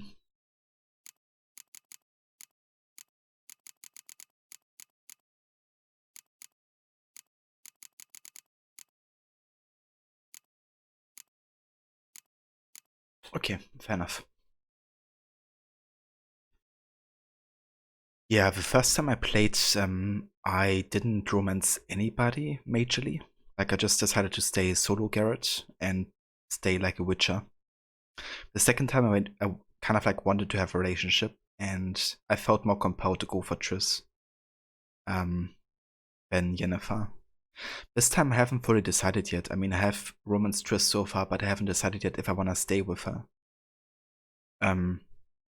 I feel like solo Garrett makes sense in lots of ways, but I do feel like the Triss ending also suits the kind of like playthrough I want to do. But yeah, I haven't fully decided yet. But one thing is for sure, I'm not gonna go and romance Triss, Yennefer. Sorry. Triss we do, but not Yennefer.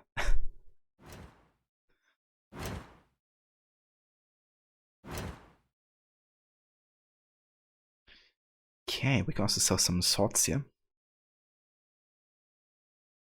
This one is quite good though, actually. We could insert chance cause burning. Yeah, keep this one. Let's sell the half of all.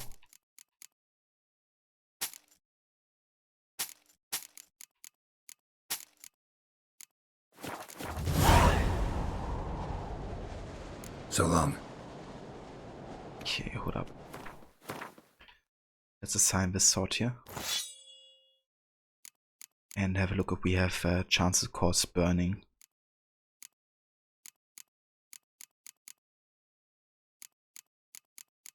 I mean, only 2% rooms, but better than nothing.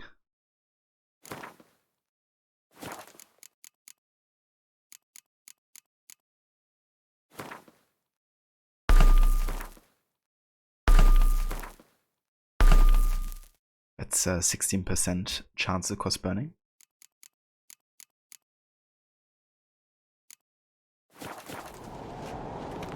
So you're back. Was right, wasn't I? Wouldn't mind a look at your stock. Okay, let's sell the Azuvrav. I kind of like this sword a lot. And it looks really nice as well. We could just keep it, right? Until we get like another one. I don't think it's that rare. Like, we should probably find it somewhere else. And the money wouldn't hurt. Let's just sell it for now. I reckon we get it back.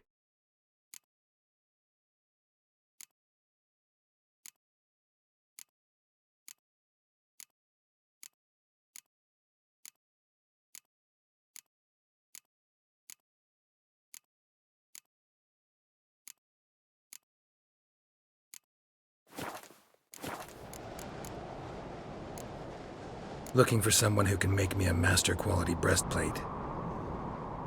Never known a master who wasn't a dwarf. Fergus, perhaps?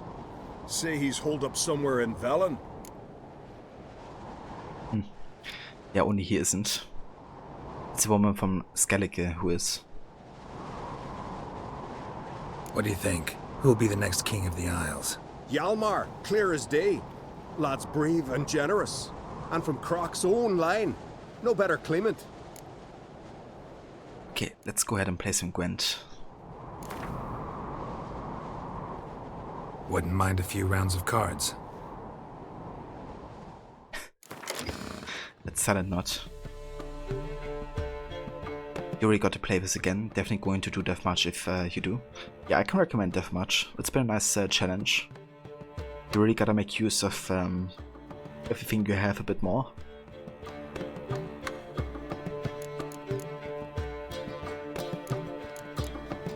Indeed, Ronnie. Indeed.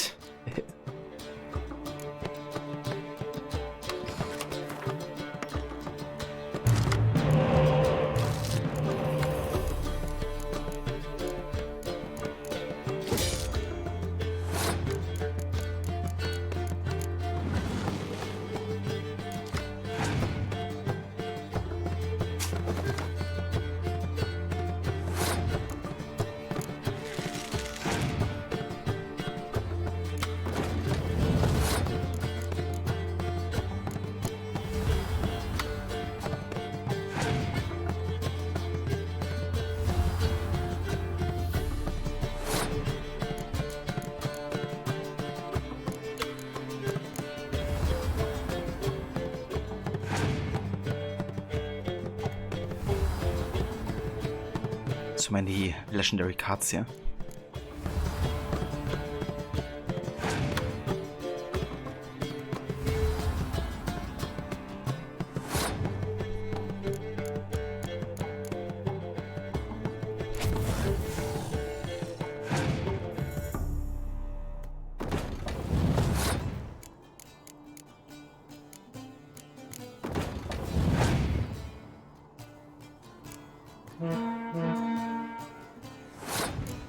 Well, I can do it too.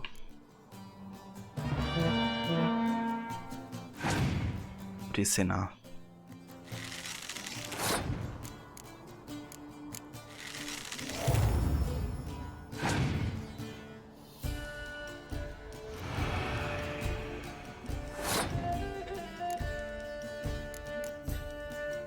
I think I might just pass here.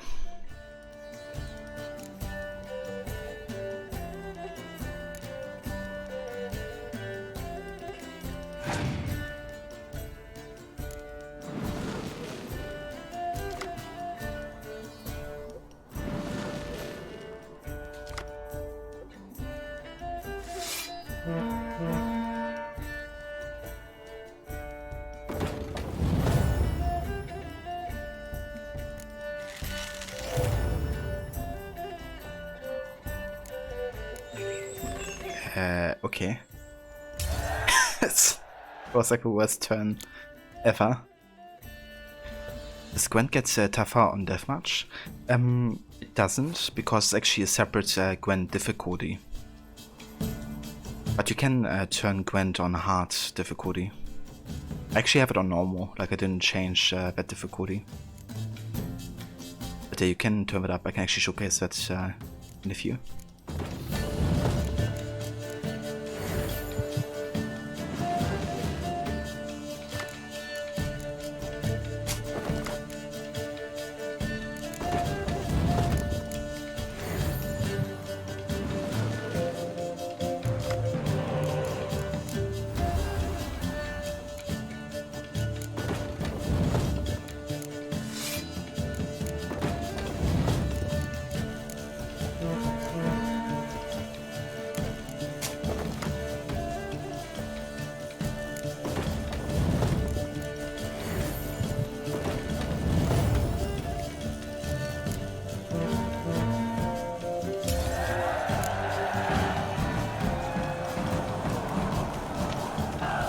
What's this?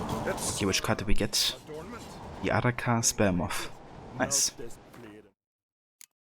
Okay, let's go ahead and have a save here for now though. And then I'm gonna have a look into gameplay here. Let's see. There you go. So got the difficulty level for the game itself, which I have on Deathmatch. Then you can change the Gwent difficulty between easy, normal and hard. So I can definitely make it a bit more difficult if you want to.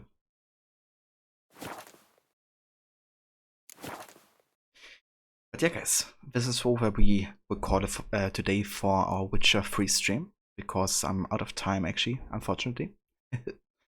Started a bit later and still got a few things to prepare. So yeah, this is where we're gonna call it for today. Thank you all for coming by and for joining today's stream of Witcher. Really appreciate everybody tuning in and joining. Ava Maxi, welcome in, dude. Ava King of the Nobs, how are you doing? That's a verse. Thank you for joining regardless. I really do appreciate it.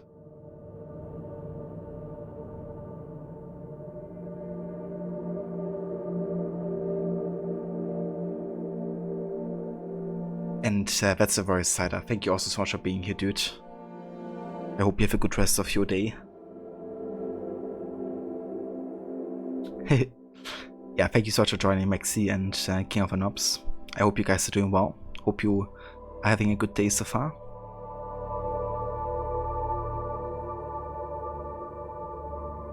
Yeah, definitely had a good stream, Maxi. Did some good progress. We finished with Velen at Novograd, at least so far. Made our way to Skellige, the next major region. That's been a nice change of pace and environment and meeting new characters and stuff. You need me to go for another 4 hours at least. Next time, Mola. Tomorrow's gonna definitely be a longer stream and earlier start, I think. But yeah, tomorrow we most likely will go back to Assassin's Creed Black Flag War.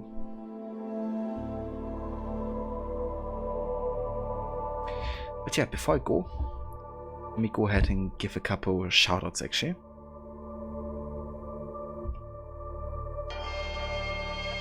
We have Mola. Mola's currently playing some Assassin's Creed actually, with AC2 being his next game. He's currently playing for the Desmond Saga on Mondays. You can also catch him on weekends playing community games like Goose Goose Duck and lots of others. He's also playing Sims 4 as well. It's a good variety of games to catch on his channel. Then we also have Maxi. Maxi's also playing some AC currently with AC1. You can also catch him play some Prince of Persia, as well as The Outer Worlds as well.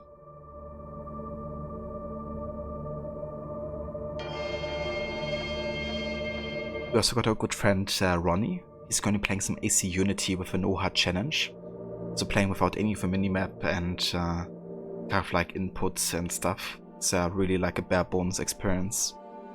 Focusing more on immersion and beating the game with that challenge. Oh yeah, definitely Maxi. I think Goose Goose Duck sessions are like open for everybody on the weekends usually. So I definitely gotta catch one of those streams, Maxi. There's like loads of people joining in and stuff.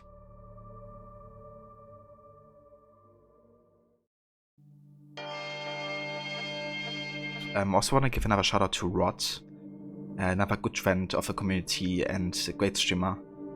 He's also currently playing some Witcher 3 with his first time going through the game. And he's also playing AC on the weekends with AC Valhalla, doing a bow and archery challenge. And he's also doing Tomb Raider Fridays as well. It's a great variety of games to catch there, and got one more shout out for. What up?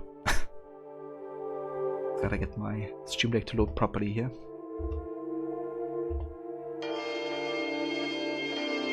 Actually, two. Also got Jay the Spaz. He's also another great streamer, also a big fan of Assassin's Creed. Has played most of those games as well. He's also a big fan of Horizon. Currently though, he's playing some Kingdom Hearts. The second game, I think it is. And we also got Tydian, who's a good friend of the community as well. He's currently playing some Earthbound. I haven't heard of that game before. But he's also played Horizon before, God of War, and lots of other games from the PlayStation as well. So yeah, check out his channel as well, if you haven't yet. But yeah, for now we're gonna go and find ourselves a raid target. So let's have a look.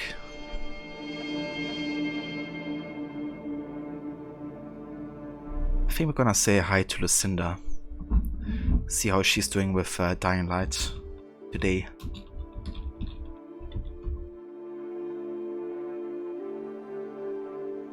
Goes to torture us O'Driscoll's and Reddit too. He sure does. Loves to do it. But yeah guys, if you wanna hop along with a raid, feel free to use these raid emotes as well. And yeah, we will be back tomorrow with more of AC4 Black Flag. Until then, I hope you guys have a great rest of the day. And also a good start into a weekend as well. For anybody who already has it tomorrow. Cheers, Maxi. Thanks for triggering the Discord. As well for anybody who wants to join. And yeah guys, I catch you over at Lucinda's. Take care.